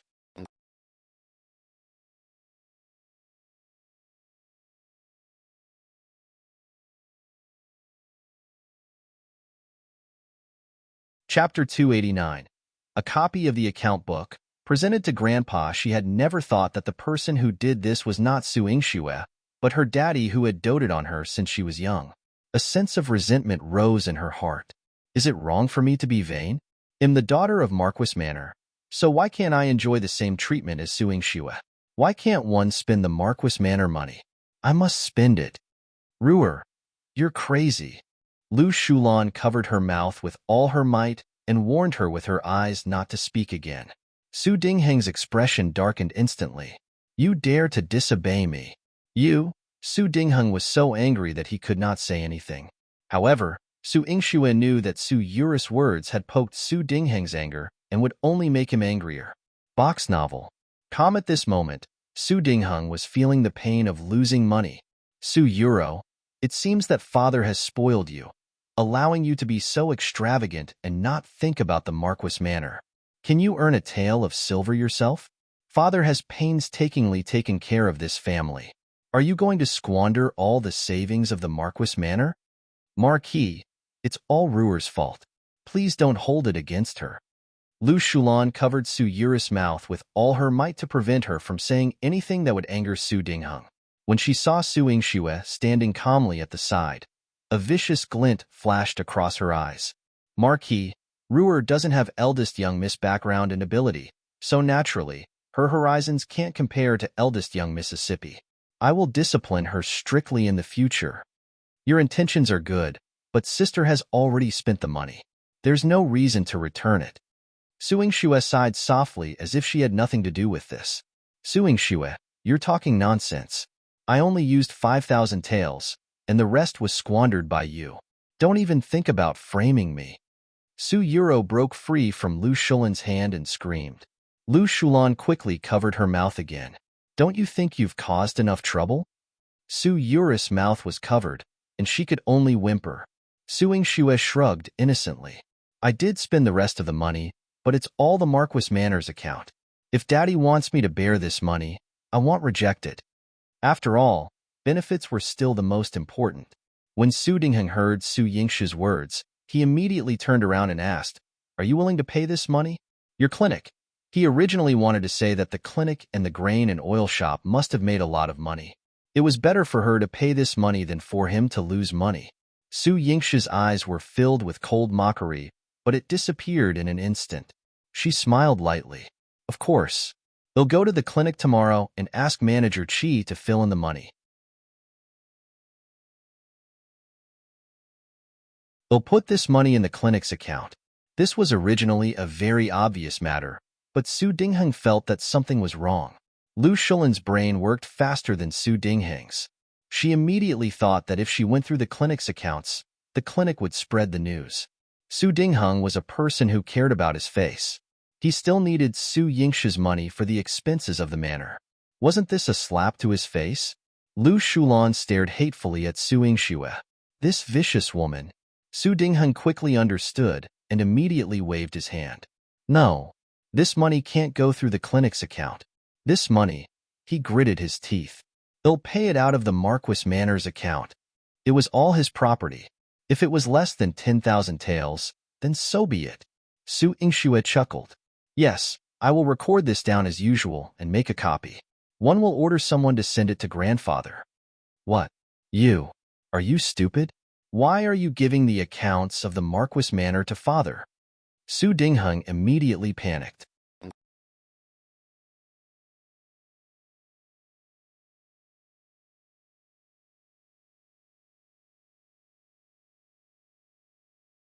Chapter 290. Defeat Su Yuro. If his hot-tempered father found out about this, he wouldn't easily forgive him. He had never allowed Lu Shulan to enter Marquis Manor.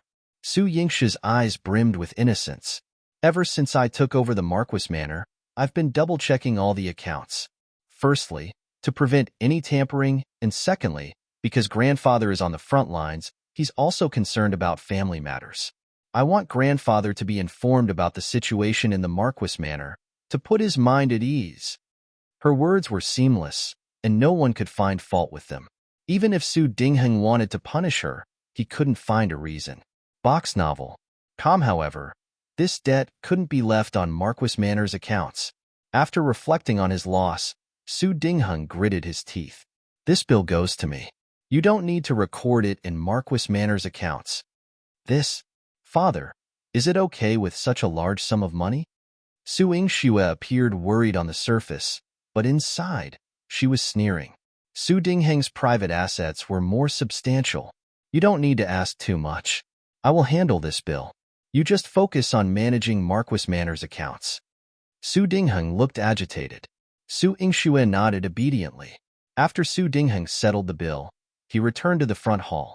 When he faced Lu Shulan and her daughter, he looked livid, as if he wanted to devour them. Although he had expelled Su Yingxue, she stood outside and listened. She could hear Su Yuris' agonizing screams. When she came out with Jilan, the latter was still trembling. Marquis spoils second young miss so much, yet he's willing to punish her like this. When Su Yuro was dragged out, her skin was torn and bleeding, much like what had happened to Su Yingxue in the past. Su Yingxue coldly curled her lips. Marquis dotes on Su Yuro because she knows how to flatter him. Now he's punishing her because Su Yuro has infringed upon his interests and caused him to lose a substantial amount of money. Hence, no amount of favoritism could offset Su Yuris' mistakes, especially when Su Dingheng was enraged, and Su Yuro deliberately displayed her greedy side to provoke him. This was a major offense. This time, Marquis has suffered a loss due to Su Yuro. He not only lost a significant amount of money, but you also reminded him that even though the master is on the front lines, he's the one who makes decisions in this family. Regardless of Marquis' stature, he can't outmaneuver the master. Jilan admired Su Yingxue. She had come up with the idea of giving the account book to her grandfather. This was the final move to strangle Su Dingheng.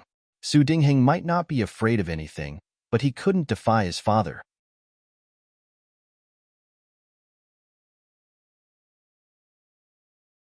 Master had never allowed Lu Shulan to enter the house, and this money had been spent by the mother and daughter, further fueling Master's aversion. Consequently, Master would be even more dissatisfied with Su Dingheng. Xilan's thoughts were correct, precisely Su Yingshi's original plan. However, she didn't explain it comprehensively. Not allowing father to use Marquis Manor's money serves another purpose. What is it? Zhilan inquired with curiosity, thinking there was more to learn. A cold glint shone in Su Yingshi's eyes. The entire family property of Marquis Manor belongs only to my brother and me. Others should forget about touching a single cent. Su Yuro and Su Jinxian would be removed. The grudges from her past life needed to be settled in this one. This was the first time Zhilan saw such profound hatred in Su Yingxue. She didn't understand and didn't dare to ask, but she knew that no matter what Su Yingxue ordered, she would do it. After Su Yingxue returned to the accounting room, she asked Zhilan to relay a message to old Madame Zhang. She told her that Su Yuro had many pieces of jewelry and silver, which, if sold, could fetch a substantial amount of silver.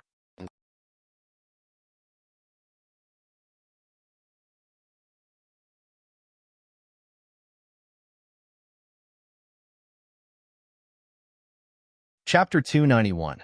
The dead in the clinic. This rumor spread throughout the mansion and eventually reached Su Dingheng's ears in the evening. Su Dingheng was having his meal in the house with the two top courtesans. When he heard the news, the two top courtesans started to talk again. Su Dingheng immediately waved his hand and instructed the steward to go to Su Yuro's room and sell all the valuable jewelry and items in exchange for silver. As the steward took items from Su Yuro's quarters, Su Yuro, in a disheveled state, chased after him, exclaiming, "Those are my jewelry, my golden hairpin. You can't take them away. My luminous pearl. Give it back to me.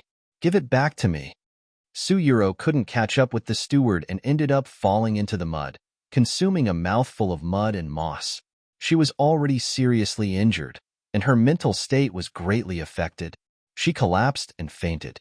Dr. Lu Shulan gave her medicine, but she did not wake up for 2 days. She wanted to seek Su Dingheng's sympathy for her condition, but the two courtesans had received the jewelry Su Yingxue had given them. This left Su Dingheng in a daze, unable to pay any attention to Lu Shulan. Box novel. Calm Lu Shulan stood outside the courtyard, listening to the lascivious sounds coming from Su Dingheng and the two women, grinding her teeth in frustration. She had never felt such intense hatred for someone, nor had she ever encountered such a formidable adversary. Sitting by Su Yuro's bedside, Lu Shulan held her hand with deep concern and vowed, "Ruer, your suffering won't be in vain." She summoned old Madame Chiu to discuss a plan. Old Madame Chiu said, "Currently, Su Yingxue is in the limelight. She's the legitimate daughter of the Marquis Manor, and she has the Emperor's favor. We can't confront her directly. If we want to provide the second young miss with an opportunity to recover, we need to create a situation that will keep the eldest young miss occupied and unable to take care of herself. Only then can you free up your hands, madam." Lu Shulan nodded, agreeing. That makes sense. But the incident that would make Su Yingxue unable to take care of herself, it's only her clinic. Su Yingxue was tough-hearted, and there were not many things she genuinely cared about. Apart from her mother's clinic, there wasn't much to target. Lu Shulan's eyes flickered, and suddenly, a cold light flashed. She whispered something into old Madame Chiu's ear.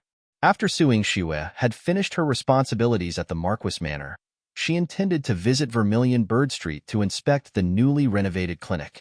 Liang Jin was also planning to visit personally, since the clinic was something the emperor held in high regard. The two of them coincidentally met in front of the clinic.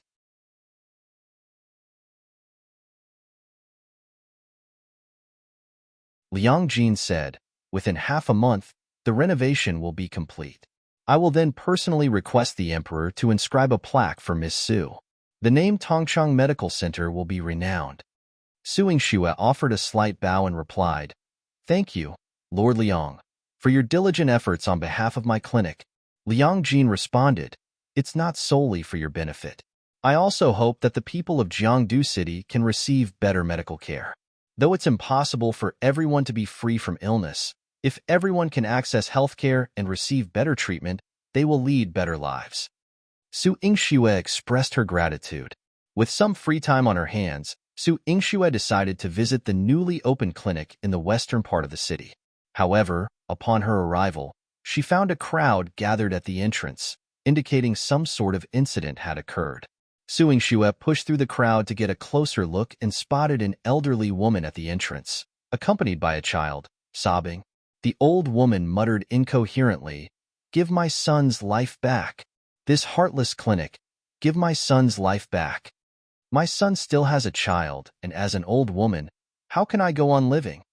Before Su Yingxue could fully grasp the situation, the clinic's attendants came out and began to expel the crowd.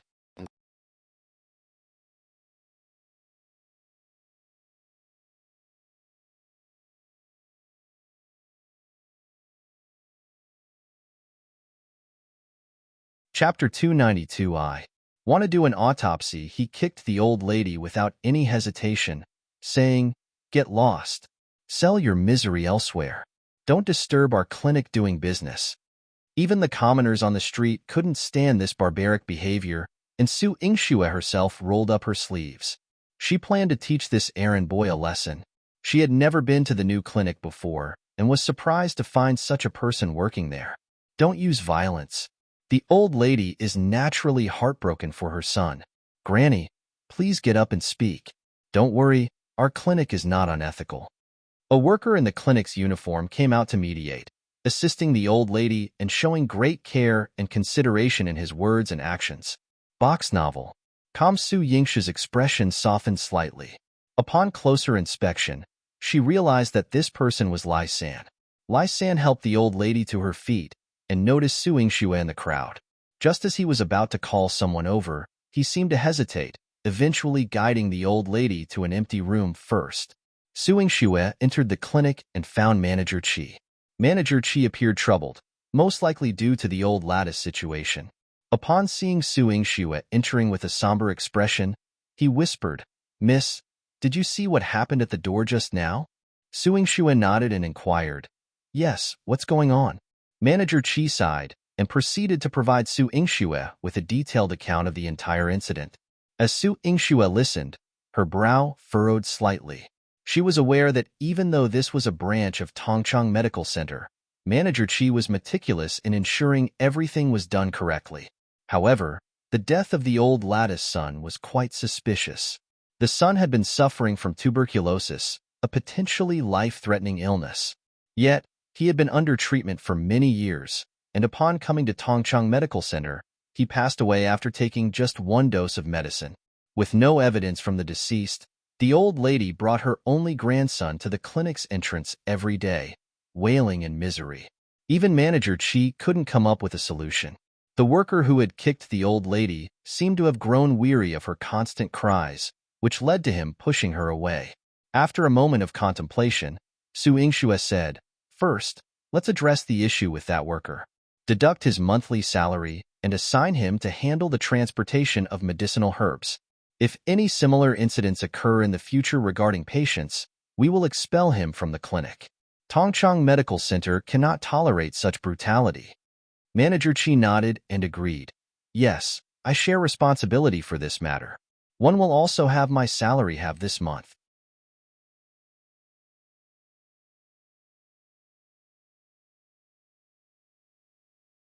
Su Yingxue couldn't help but smile with a touch of helplessness and added, "For now, let's set aside discussions about your salary. First, let's consider how to resolve the situation with the old lady. Her only son has passed away, and now she only has her grandson left. She is likely to cause disturbances at the clinic." Manager Qi sighed in front of Su Yingxue. Recognizing that they needed to address the issue at its root, Su Yingxue decided to visit and speak with the old lady. However, the old lady was exceptionally stubborn. She clung to her 5- or 6-year-old grandson, wiping her tears and declared, "If you don't compensate me, one won't leave even if one die. You're the ones who killed my son." Su Yingxue reassured her, saying, "Grandma, Tongchang Medical Center never causes harm to patients. Could you please tell me where your son's body is? One need to perform a thorough examination to determine the cause of his death." However, the old lady reacted as though she had been electrocuted. She stared fiercely at Su Yingxue and declared, "You've killed my son. You won't even leave his corpse in peace. No, one won't allow it. You can't disturb my son's rest." Su Yingxue narrowed her eyes, sensing that something was amiss with the old lady. She tried to reason with her, saying, "Grandma, if you won't allow me to examine the body, I won't be able to determine the cause of your son's death.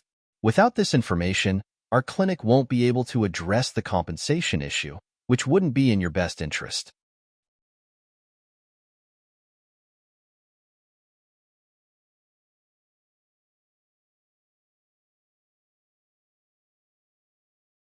Chapter 293.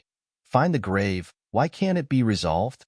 An eye for an eye, a life for a life, a debt for a debt. You've taken my son's life, so you either give his life back or compensate me with money. I'm a poor, lonely widow, and my only son used to support me.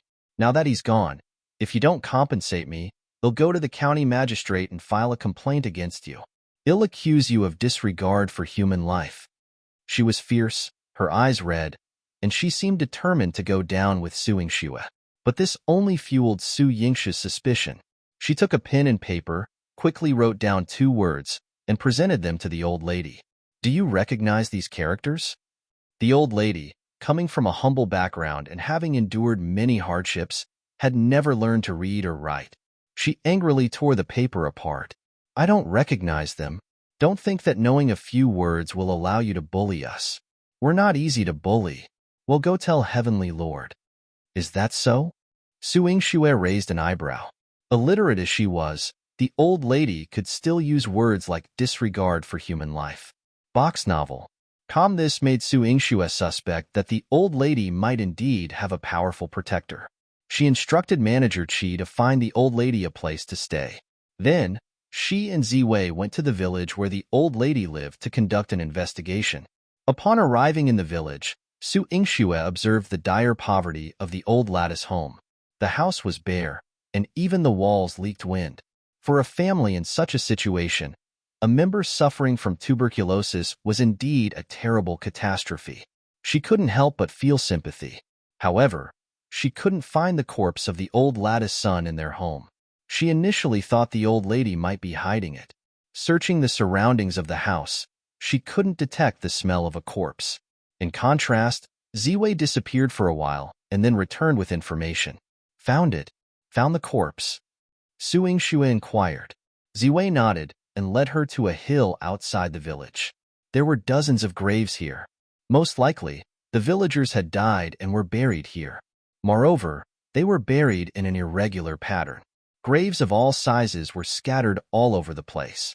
Ziwei brought her to a grave. There was no tombstone in this grave. There was a stick stuck in the grave, and a piece of cloth was wrapped around the stick. It looked lonely.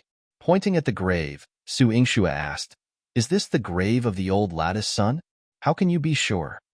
"The cloth on the grave is from her house." Ziwei still held a piece of cloth torn from a bedsheet in the old lattice house. Su Yingxue compared it with the cloth on the stick and confirmed they were from the same piece. She marveled. "You notice such small details?"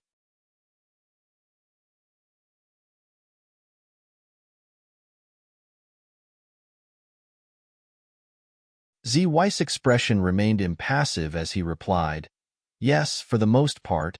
He was brief in his responses, but Su Yingxue understood that it was a fundamental skill for an assassin. When it came to tracking, investigating, and observing, Ziwei excelled in being meticulous and quick. She had only spent a short time in that room, yet Ziwei found the grave of the old lattice son promptly. However, she couldn't bring herself to desecrate someone else's grave.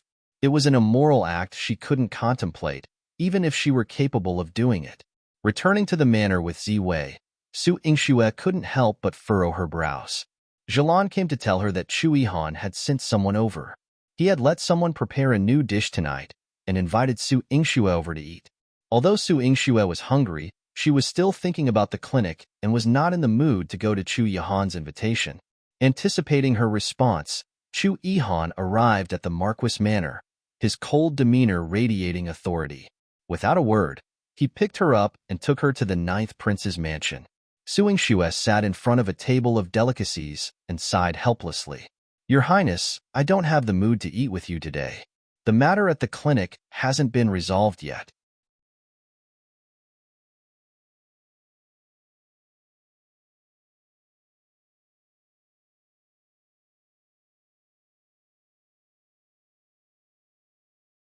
Chapter 294. The clinic was disturbed.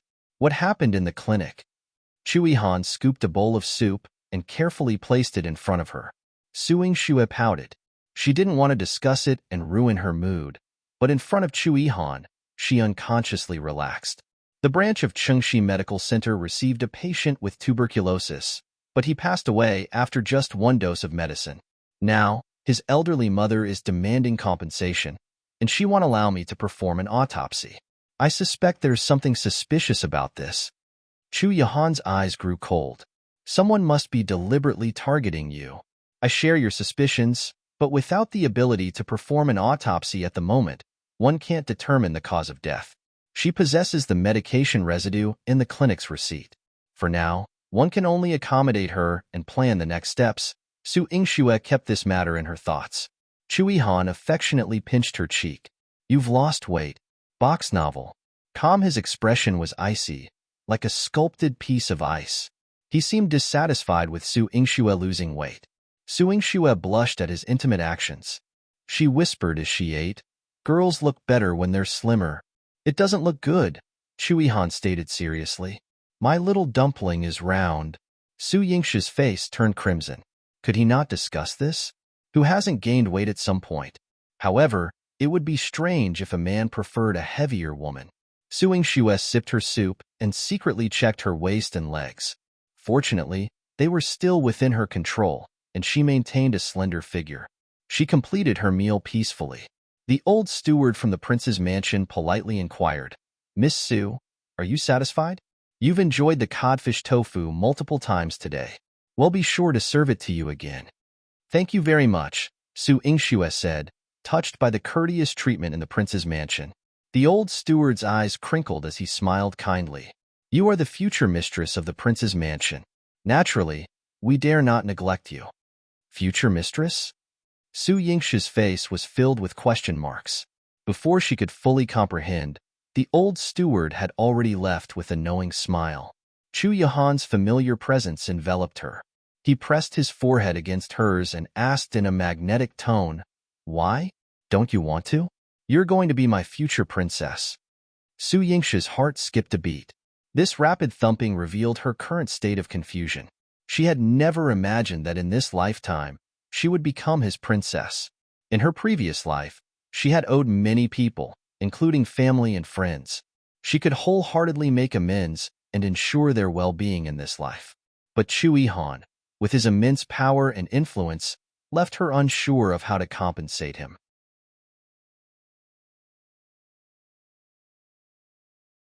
Will you be my princess for the rest of your life? Chu Yihan asked. Seeing her silence, he leaned closer and whispered into her ear, exhaling warmth along with his passionate heart. All right. After returning to the Marquis Manor, Su Yingxue lay on her bed and replayed the scene where she agreed to Chu Yihan's proposal.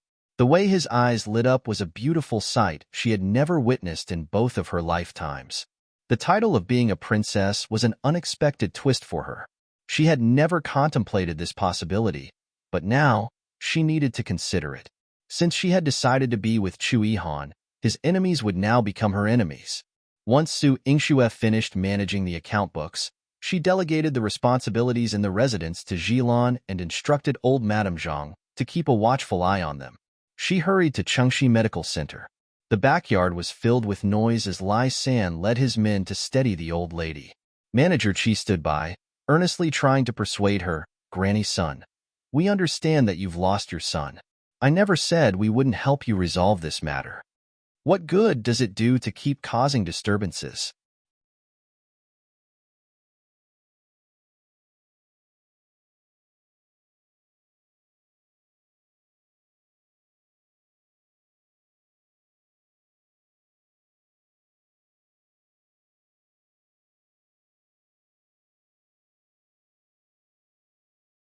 What if you end up dying in my so-called black-hearted clinic?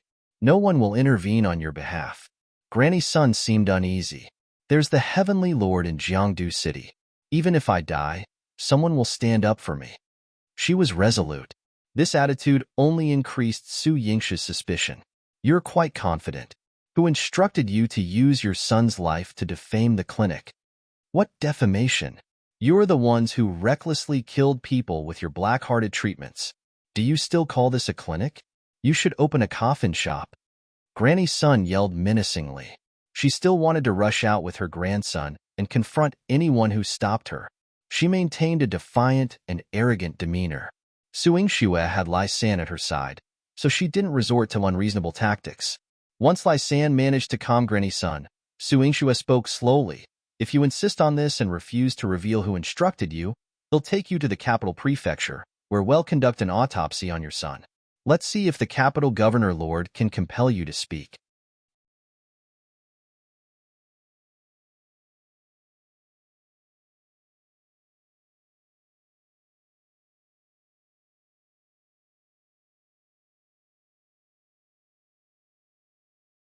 Chapter 296. Chu Yihan assisted Granny's son was left stunned. It was unclear if she was frightened or lost in thought. After a moment of being in a daze, she pushed her young grandson aside, propped up her thin and hunched body, and yelled at Su Yingxue, "You're pushing us poor folks into a corner. We might not be able to fight back, but we still believe in justice. The heavens will intervene. My son. Mother is here." With determination, she rushed towards a large medicine vat nearby. Bang! Fortunately, Lai San was quick to react. He rushed in front of Granny's son and knocked her away, preventing her head from exploding on the medicine vat. Box novel. There were more than 10 medicinal vats filled with medicinal herbs in the backyard. Granny's son used all her strength to knock against them, and no matter how hard she tried, her head was still bleeding. While she didn't lose her life in the collision, she lay on the ground, with a few wounds on her face. Manager Qi, restrain her. Don't let her move. Su Yingxue immediately gave the order.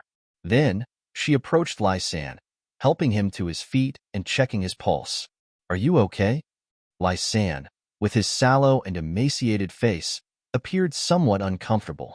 He withdrew his hand, saying, "Miss, don't let me dirty you. I'm fine." What do you mean by dirty? You are from my clinic. I'll attend to your injuries first. Su Yingxue knew that Lai San must have sustained bruises from his collision with Granny Sunday. She fetched a bottle of medicine from the counter and handed it to Lai San. Rest well for the next few days. Thanks for what you did. Miss, you're too kind. Lai San was moved to the point of tears. Ever since Su Yingxue saved him from the deadly plague a while ago, he had made up his mind to become a better person. With Manager Qi's compassionate acceptance, he had been studying and living better at the clinic. Now, with Su Yingxue treating him so kindly, he felt a strong desire to repay her kindness. After applying the medicine, he quietly followed Su Yingxue to the backyard. Meanwhile, on Granny's son's side, Manager Qi had already arranged for someone to apply the medicine. Her old, yellowed eyes remained fixed on Su Yingxue, still filled with enmity. Beside her, the child continued to tug at her sleeve and cry, uttering incomprehensible words. Su Yingxue gazed at Granny's son, deep in thought. The person who had instigated Granny's son had thought things through thoroughly. Without examining her son's body, she wouldn't be able to determine the cause of his death. Granny's son was a strong-willed farmer. If pushed too far, she might even have the courage to harm herself.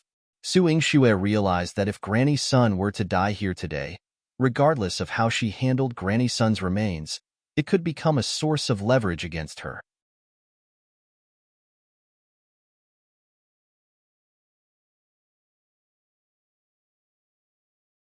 This was indeed a challenging situation. Miss Su, Your Highness sent me with a message. You may proceed with the autopsy. Mochi descended from the sky and conveyed Chu Yihan's order. Su Yingxue was puzzled. An autopsy? Did Your Highness order the grave to be exhumed? She realized it was a mistake to reveal this to Chu Yihan so easily. While she was confident he would help, if he dug up the grave and word got out, It could harm his reputation and be exploited by others as ammunition in the court. Emochi let out a light snort, his expression somewhat proud. Naturally, Your Highness conducted it openly. Openly? Su Yingsha's lips twitched. Digging up someone else's grave and calling it open? Truly a divine act by Your Highness. Emochi, noticing the peculiar look in her eyes, decided to tell her after indulging in his moment of self-satisfaction.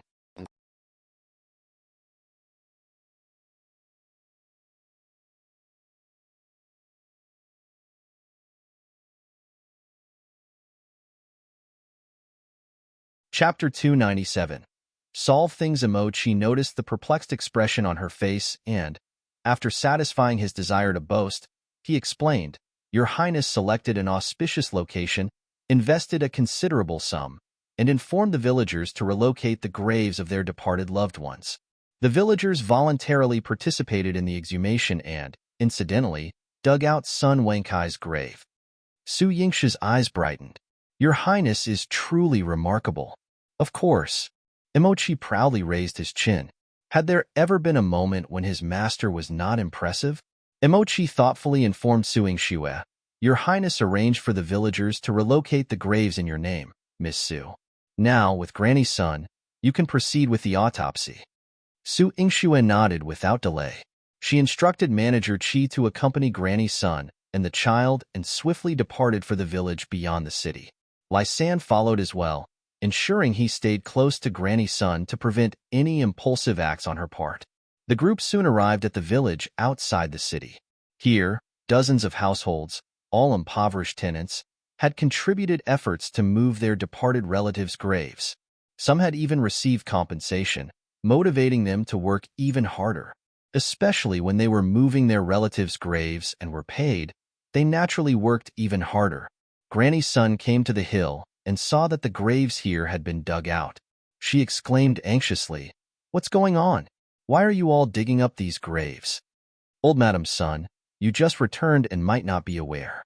There's a benevolent soul in the city who bought a piece of land for a new cemetery and helped relocate the graves of all the deceased from our village. Everyone is busy. Granny's son's expression suddenly changed, and she reacted with urgency. You've gone too far. Who allowed you to disturb my son's grave? My son. The well-meaning neighbor, who was pushed by Granny's son, stumbled and rolled his eyes in response. Madwoman, you don't appreciate a kind deed. Let's go. Let's do our work. Father's grave hasn't been buried yet. Ignore this madwoman. The man carrying the coffin accidentally bumped into the man's arm. The four of them hoisted the coffin and proceeded to the new burial site. Granny's son rushed to her son's grave, which had already been dug up, and a fine-quality coffin lay on the ground. Granny's son immediately hugged it and glared warily at Su Yingsha. None of you can touch my son. Don't even think about it. You can't bully us orphans and widows just because you have more people. Son, mother is powerless. You want rest and peace, and you're going to be exhumed. My son, Su Yingsha led her group, but before they could draw near, Granny's son was already wailing, drawing the attention of numerous onlookers. These villagers were from the same community and often interacted with one another. Seeing Granny's son in such a pitiful state on the ground, a few strong and youthful men brandished their shovels and hoes in Su Yingsha's direction. Who are you? How dare you harass Granny's son? Brothers, it's all a misunderstanding. We're from Tongchang Medical Center. Today, we're here to escort Granny's son back and assist in relocating her son's grave. Please, don't harm anyone. Lai San was well versed in dealing with people, especially those from the lower strata of society. Upon hearing his words and recognizing that he wasn't a high-ranking official, their wariness lessened. Su Yingsha cast an appreciative glance at Lai San before returning her gaze to Granny Sunday. Granny son, your family's situation is presumably not ideal, and this coffin couldn't have been purchased without 20 taels of silver. How did you ensure your son's peaceful rest in this coffin?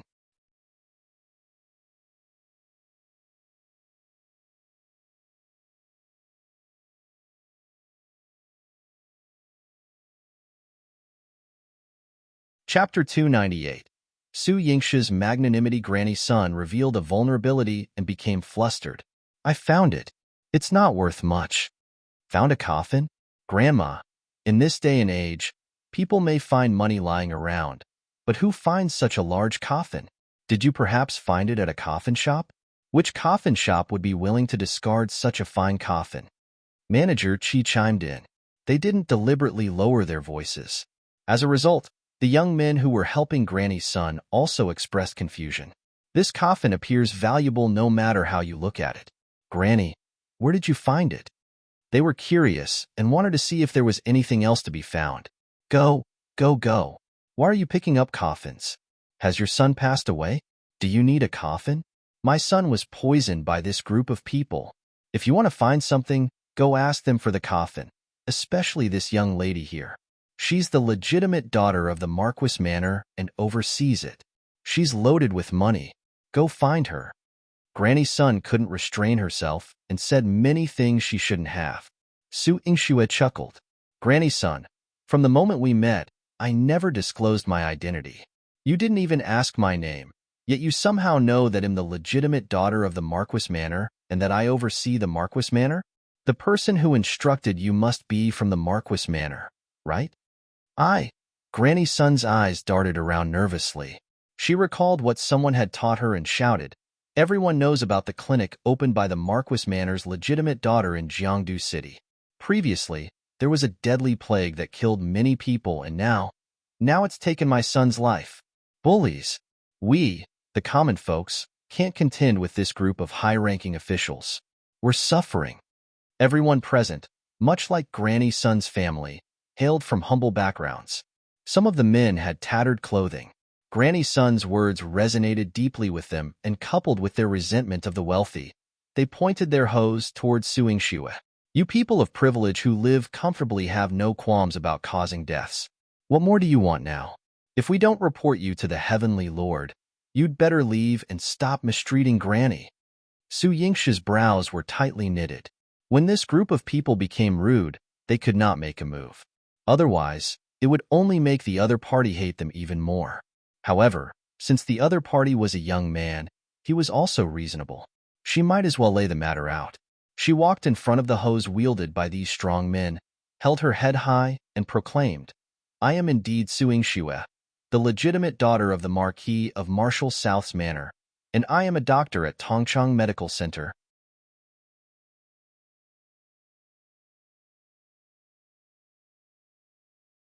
Granny's son's son passed away after taking medication from my clinic, and I deeply apologize for this.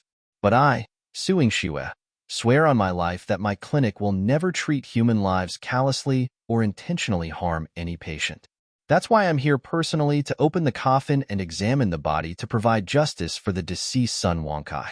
If he indeed died due to medication from my clinic, then one, Su Yingxue, will personally atone for it with my life. Tongchang Medical Center will take care of Granny's son and her descendants for the rest of their lives. Su Yingsha's words left everyone astounded. The legitimate daughter of the Marquis Manor being willing to pay with her life for an ordinary farmer was already bewildering. Furthermore, taking care of Granny's son and her descendants for their entire lives was an exceptionally responsible offer. Are you truly here for an autopsy? The young man who had stopped Su Yingxue earlier put down his hoe and asked, What else can I do? The deceased deserves respect, but it's only by ascertaining the cause of his death and why he died that we can provide justice. Su Yingsha's words were forceful and determined. Although these farmers weren't educated, they understood the logic.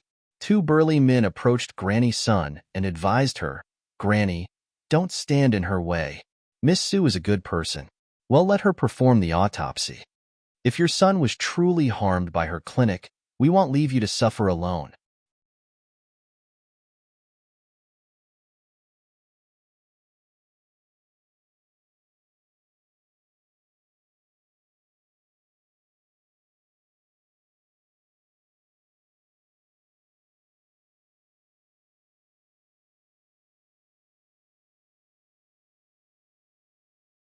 Chapter 299. Open an autopsy, go away. What do you, these foolish men, understand? That woman has a heart as cruel as a snake and scorpion. She killed my son, and now she wants to destroy his body and obliterate all evidence. Granny's son sat down on the ground, her cries filled with despair. Poor my son, powerless, and now, even in death, you are to be desecrated by these people, just so you can't rest in peace, my son. Granny's son's wails were heart-wrenching, leaving the villagers unsure of how to proceed. Su Yingsha's expression darkened slightly. Granny's son, if you insist on preventing me from opening the coffin to examine the body, I will go and invite Lord Liang from the capital prefecture. He is known for his impartiality, and everyone in Jiangdu City is aware of it. He won't favor me and will ensure justice is served. This? No. No. Granny's son waved her hands in horror. The person who had looked for her had instructed her not to cause a ruckus at the government office and not to let anyone open her son's coffin. Grandma, you keep insisting that your son was murdered. Isn't reporting it to the authorities the best course of action? The honest villager scratched his head, not comprehending Granny's son's actions. Su Yingxue stood nearby, showing no urgency. The simple villagers here had a knack for exposing Granny's son's deceit. You're all blindly jeering. You've all been bewitched by that woman. Oh my. Granny's son might lack other talents, but she excelled at making a scene. She stood in front of the coffin, and anyone who approached her was met with her threat to throw herself into the coffin. This made the villagers hesitant to approach her. Even Su Yingxue couldn't publicly apprehend her. As things started looking dire, just when Su Yingxue was in a difficult situation, a woman dressed in rough clothing rushed out and picked up the child next to Granny Sunday. She knelt beside her, wiping away tears, and tried to convince her. Mother, please don't be stubborn. Let Miss Su perform the autopsy. Wang Kai would feel uneasy if he saw this from heaven. You, why have you returned? Granny's son shoved her daughter-in-law away, scolding her in their local dialect. Filthy thing. Didn't I tell you to leave? Don't come out until I'm dead. Mother, Wang Kai is gone, and now it's just you and the child. Where should I go? Wang Kai didn't have many days left. Miss Su's clinic didn't harm anyone. Please don't act irrationally. The woman cried, her tears flowing sincerely. Granny's son, filled with anger, shouted, "What nonsense are you saying?"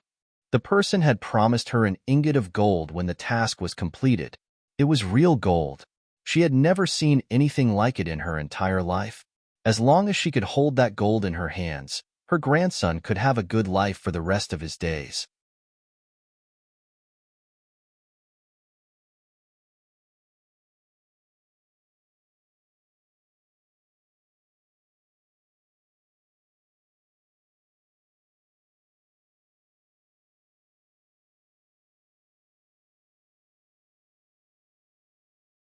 Even if it meant giving up her own life, it would be worth it. Mother, take a look at this. In a corner that no one could see, the woman slipped something into Granny's son's hand. Granny's son was taken aback and then became visibly embarrassed. Granny's son, are you still going to stop me? Su Yingxue asked, noticing the change in her expression. Granny's son's face turned ashen as she stepped aside. She remained silent. Her face was grim, but she no longer wept. Although Su Yingxue was unsure where this daughter-in-law had come from, no one prevented her from opening the coffin and examining the body. Several young adults from the village, who remembered her as the benevolent person who helped relocate graves, even volunteered to open the coffin for her. Sun Wankai's corpse was removed, and Su Yingxue donned gloves to conduct a meticulous examination. She concluded that Sun Wankai did not have many days left to live, and he had indeed consumed the medicine prescribed by Tongchang Medical Center. However, the cause of death was his unauthorized self-increase of the dosage, which led to an untimely demise.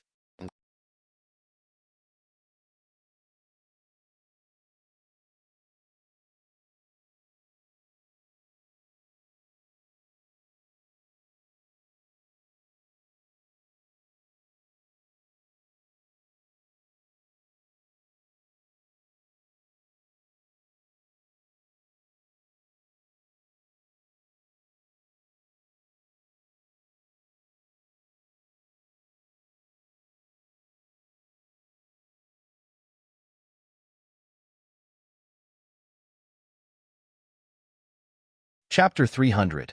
Catch the mastermind. After Su Yingxue finished her examination, she placed the corpse back. She provided the villagers with silver and instructed them to bury Sun Wangkai in a new cemetery. As they watched Sun Wangkai's coffin being carried away, Manager Qi was filled with questions. "Miss this? Why didn't you leave the body behind for Lord Liang to inspect?" "No need. Disturbing the deceased once is already disrespectful." Su Yingxue also asked him to buy some offerings to place on Sun Wangkai's new grave. At this moment, she visited Granny Sun's house. This was her second visit to the destitute wooden house. Su Yingxue's gaze carried a chill. Granny Sun was afraid when she saw her. Although her earlier outburst of crying had momentarily disoriented Su Yingxue, she had ultimately unraveled the truth. "Granny Sun, what is the truth? When do you plan to come clean with me?" Su Yingxue raised an eyebrow, and her gaze carried a strong sense of coercion. Granny Sun had previously dared to make a scene with Su Yingxue, assuming her daughter-in-law was still around. But now that their secret was exposed, she shrunk like a quail. "Eldest young miss, you are formidable. Don't lower yourself to the level of us lowly people. Let our family of three live a peaceful life." Su Yingxue smiled. "Do I look like a fool to you?" The child in Granny Sun's arms shook his head and said firmly, "No. Be good. Here is some candy for you." Su Yingxue produced a bag of sweets from her pocket and handed it to the child. Suddenly, Su Yingxue sensed a dark figure moving behind her. She turned and said, "I'll buy it for you after I'm done." The dark figure discreetly retreated. Granny Sun and her family observed Su Yingxue's actions with curiosity. Su Yingxue had no intention of explaining further. She simply inquired, "Do you want to live in peace, or do you want to argue with me?" Granny Sun's daughter-in-law had been cautioned not to confront Su Yingxue, so she promptly responded, "Miss Su, we want to argue with you. We'll tell you whatever you want to know." "My mother, she was manipulated. Someone promised us gold, persuaded us to expedite Wang Kai's death, and coerced Granny to visit the clinic to extort money from you. Why did you reveal everything?" Granny Sun pulled her daughter-in-law closer and whispered, "That person warned us that if the truth came to light, our entire family would be killed." "Mother, can't you see? Miss Su is even more frightening than them." Granny Sun's heart trembled as she observed Su Yingxue. This young miss, who appeared to be about 15 or 16 years old, shattered her preconceptions. She had believed that young girls would be the easiest to manipulate and would crumble under her cries. However, this young girl exhibited remarkable composure.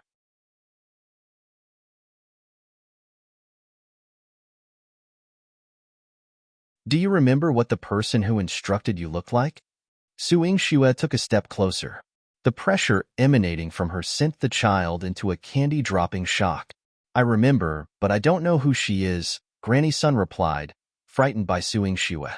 She huddled on her brick bed. "That old woman is so fierce. She warned that if the truth was revealed and one dared to confess to you, both my grandson and one would be killed. I promise that you and your grandson won't be harmed. However, one needs you to describe that person's appearance. For example, how old does that old woman appear? What's her physique like? What color were her clothes? What did her face look like?" Su Yingxue gestured roughly. She understood that Granny Sun was illiterate and wouldn't be able to draw a portrait, so she asked her to provide a verbal description.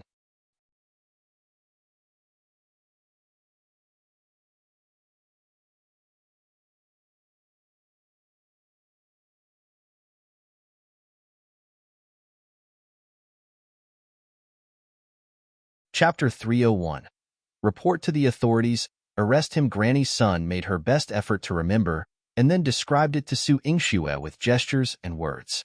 That woman was in her 30s or 40s, looking fierce and with a mole on her face. She was wearing purple clothes and even had jewelry on. We, the villagers, had never seen such opulence. When the woman gave her a silver ingot as soon as she arrived, Granny Sun was left stunned. Later, the woman mentioned that Granny Sun's son, Wang Kai, didn't have many days left to live. Once Granny Sun sorted out this matter, the woman would give her another gold ingot. If she passed away in the clinic, the woman would give 2 gold ingots to her daughter-in-law. Granny Sun thought about her age and her son being gone, leaving no one to earn a living. Her grandson would go hungry. If she could trade her and her son's lives for her grandson's lifetime of security, she was more than willing. Therefore, after discussing it with her son, they agreed to this arrangement. Little did they know, they'll send people to protect your daughter-in-law and grandson, but Granny's son, you must come with me to the Marquis Manor. I need you to identify the woman, Su Yingxue stated calmly. Granny's son's daughter-in-law was still somewhat frightened. Miss Su, my mother didn't intend to harm you. Please spare her. Even if she was coerced, she still caused harm, Su Yingxue asserted. Granny's son's family was undoubtedly pitiable, but when they couldn't survive, they turned to harming her and the clinic. That was still a wrongdoing. Granny's son's daughter-in-law continued to wipe her tears. Granny's son looked at the child in her arms and comforted her. As long as my grandson is fine, it doesn't matter whether I live or die. Su Yingxue left the room and instructed Manager Qi to arrange for Granny's son's grandson and daughter-in-law. She then covertly had Granny's son transported back to the Marquis Manor. Manager Qi asked with concern, Miss, why don't we report this to the authorities? We have concrete evidence this time, and we can certainly uncover who harmed you. I already know who it is, Su Yingxue said with a sharp twist of her lips. Who? Manager Qi's eyes widened, and he watched Su Yingxue's expression, venturing a guess. Is it someone from the Marquis Manor? Are they deliberately harming Miss? Su Yingxue didn't clarify, but instead instructed him, go to the capital prefecture and file an official report. Describe the case clearly, stating that the culprit is within the Marquis Manor. Ask Lord Liang to come to the Marquis Manor and handle the case justly. Yes, we'll do it immediately. Su Yingxue and Manager Qi went their separate ways. Upon her return to the Marquis Manor, Su Yingxue remained silent.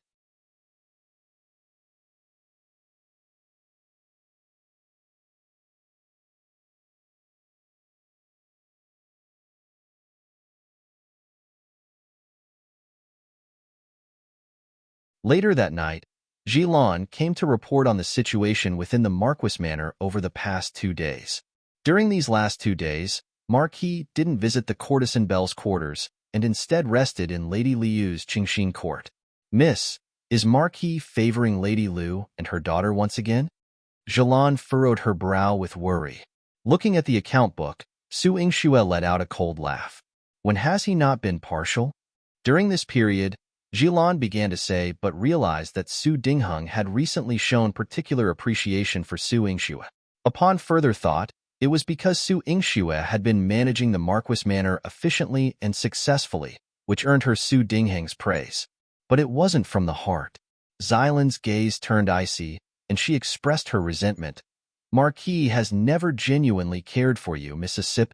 Yes, because of my mother, Su Yingxue replied as she closed the account book, her eyes flashing with a sharp edge.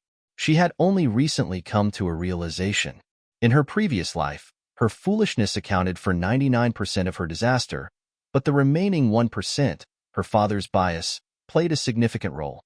Su Dingheng was pleased when her older brother excelled, and he would praise her when she did well. However, she could tell that Su Dingheng had never truly loved the siblings. You're tuning in to the Romance Rendezvous YouTube channel. We're so grateful for your support, and don't forget to subscribe to join us on this incredible journey through captivating stories. Your generosity through donations truly makes a world of difference, as it's the primary source of revenue that allows me to expand and enhance this channel for you. Thank you from the bottom of my heart for being a part of this adventure.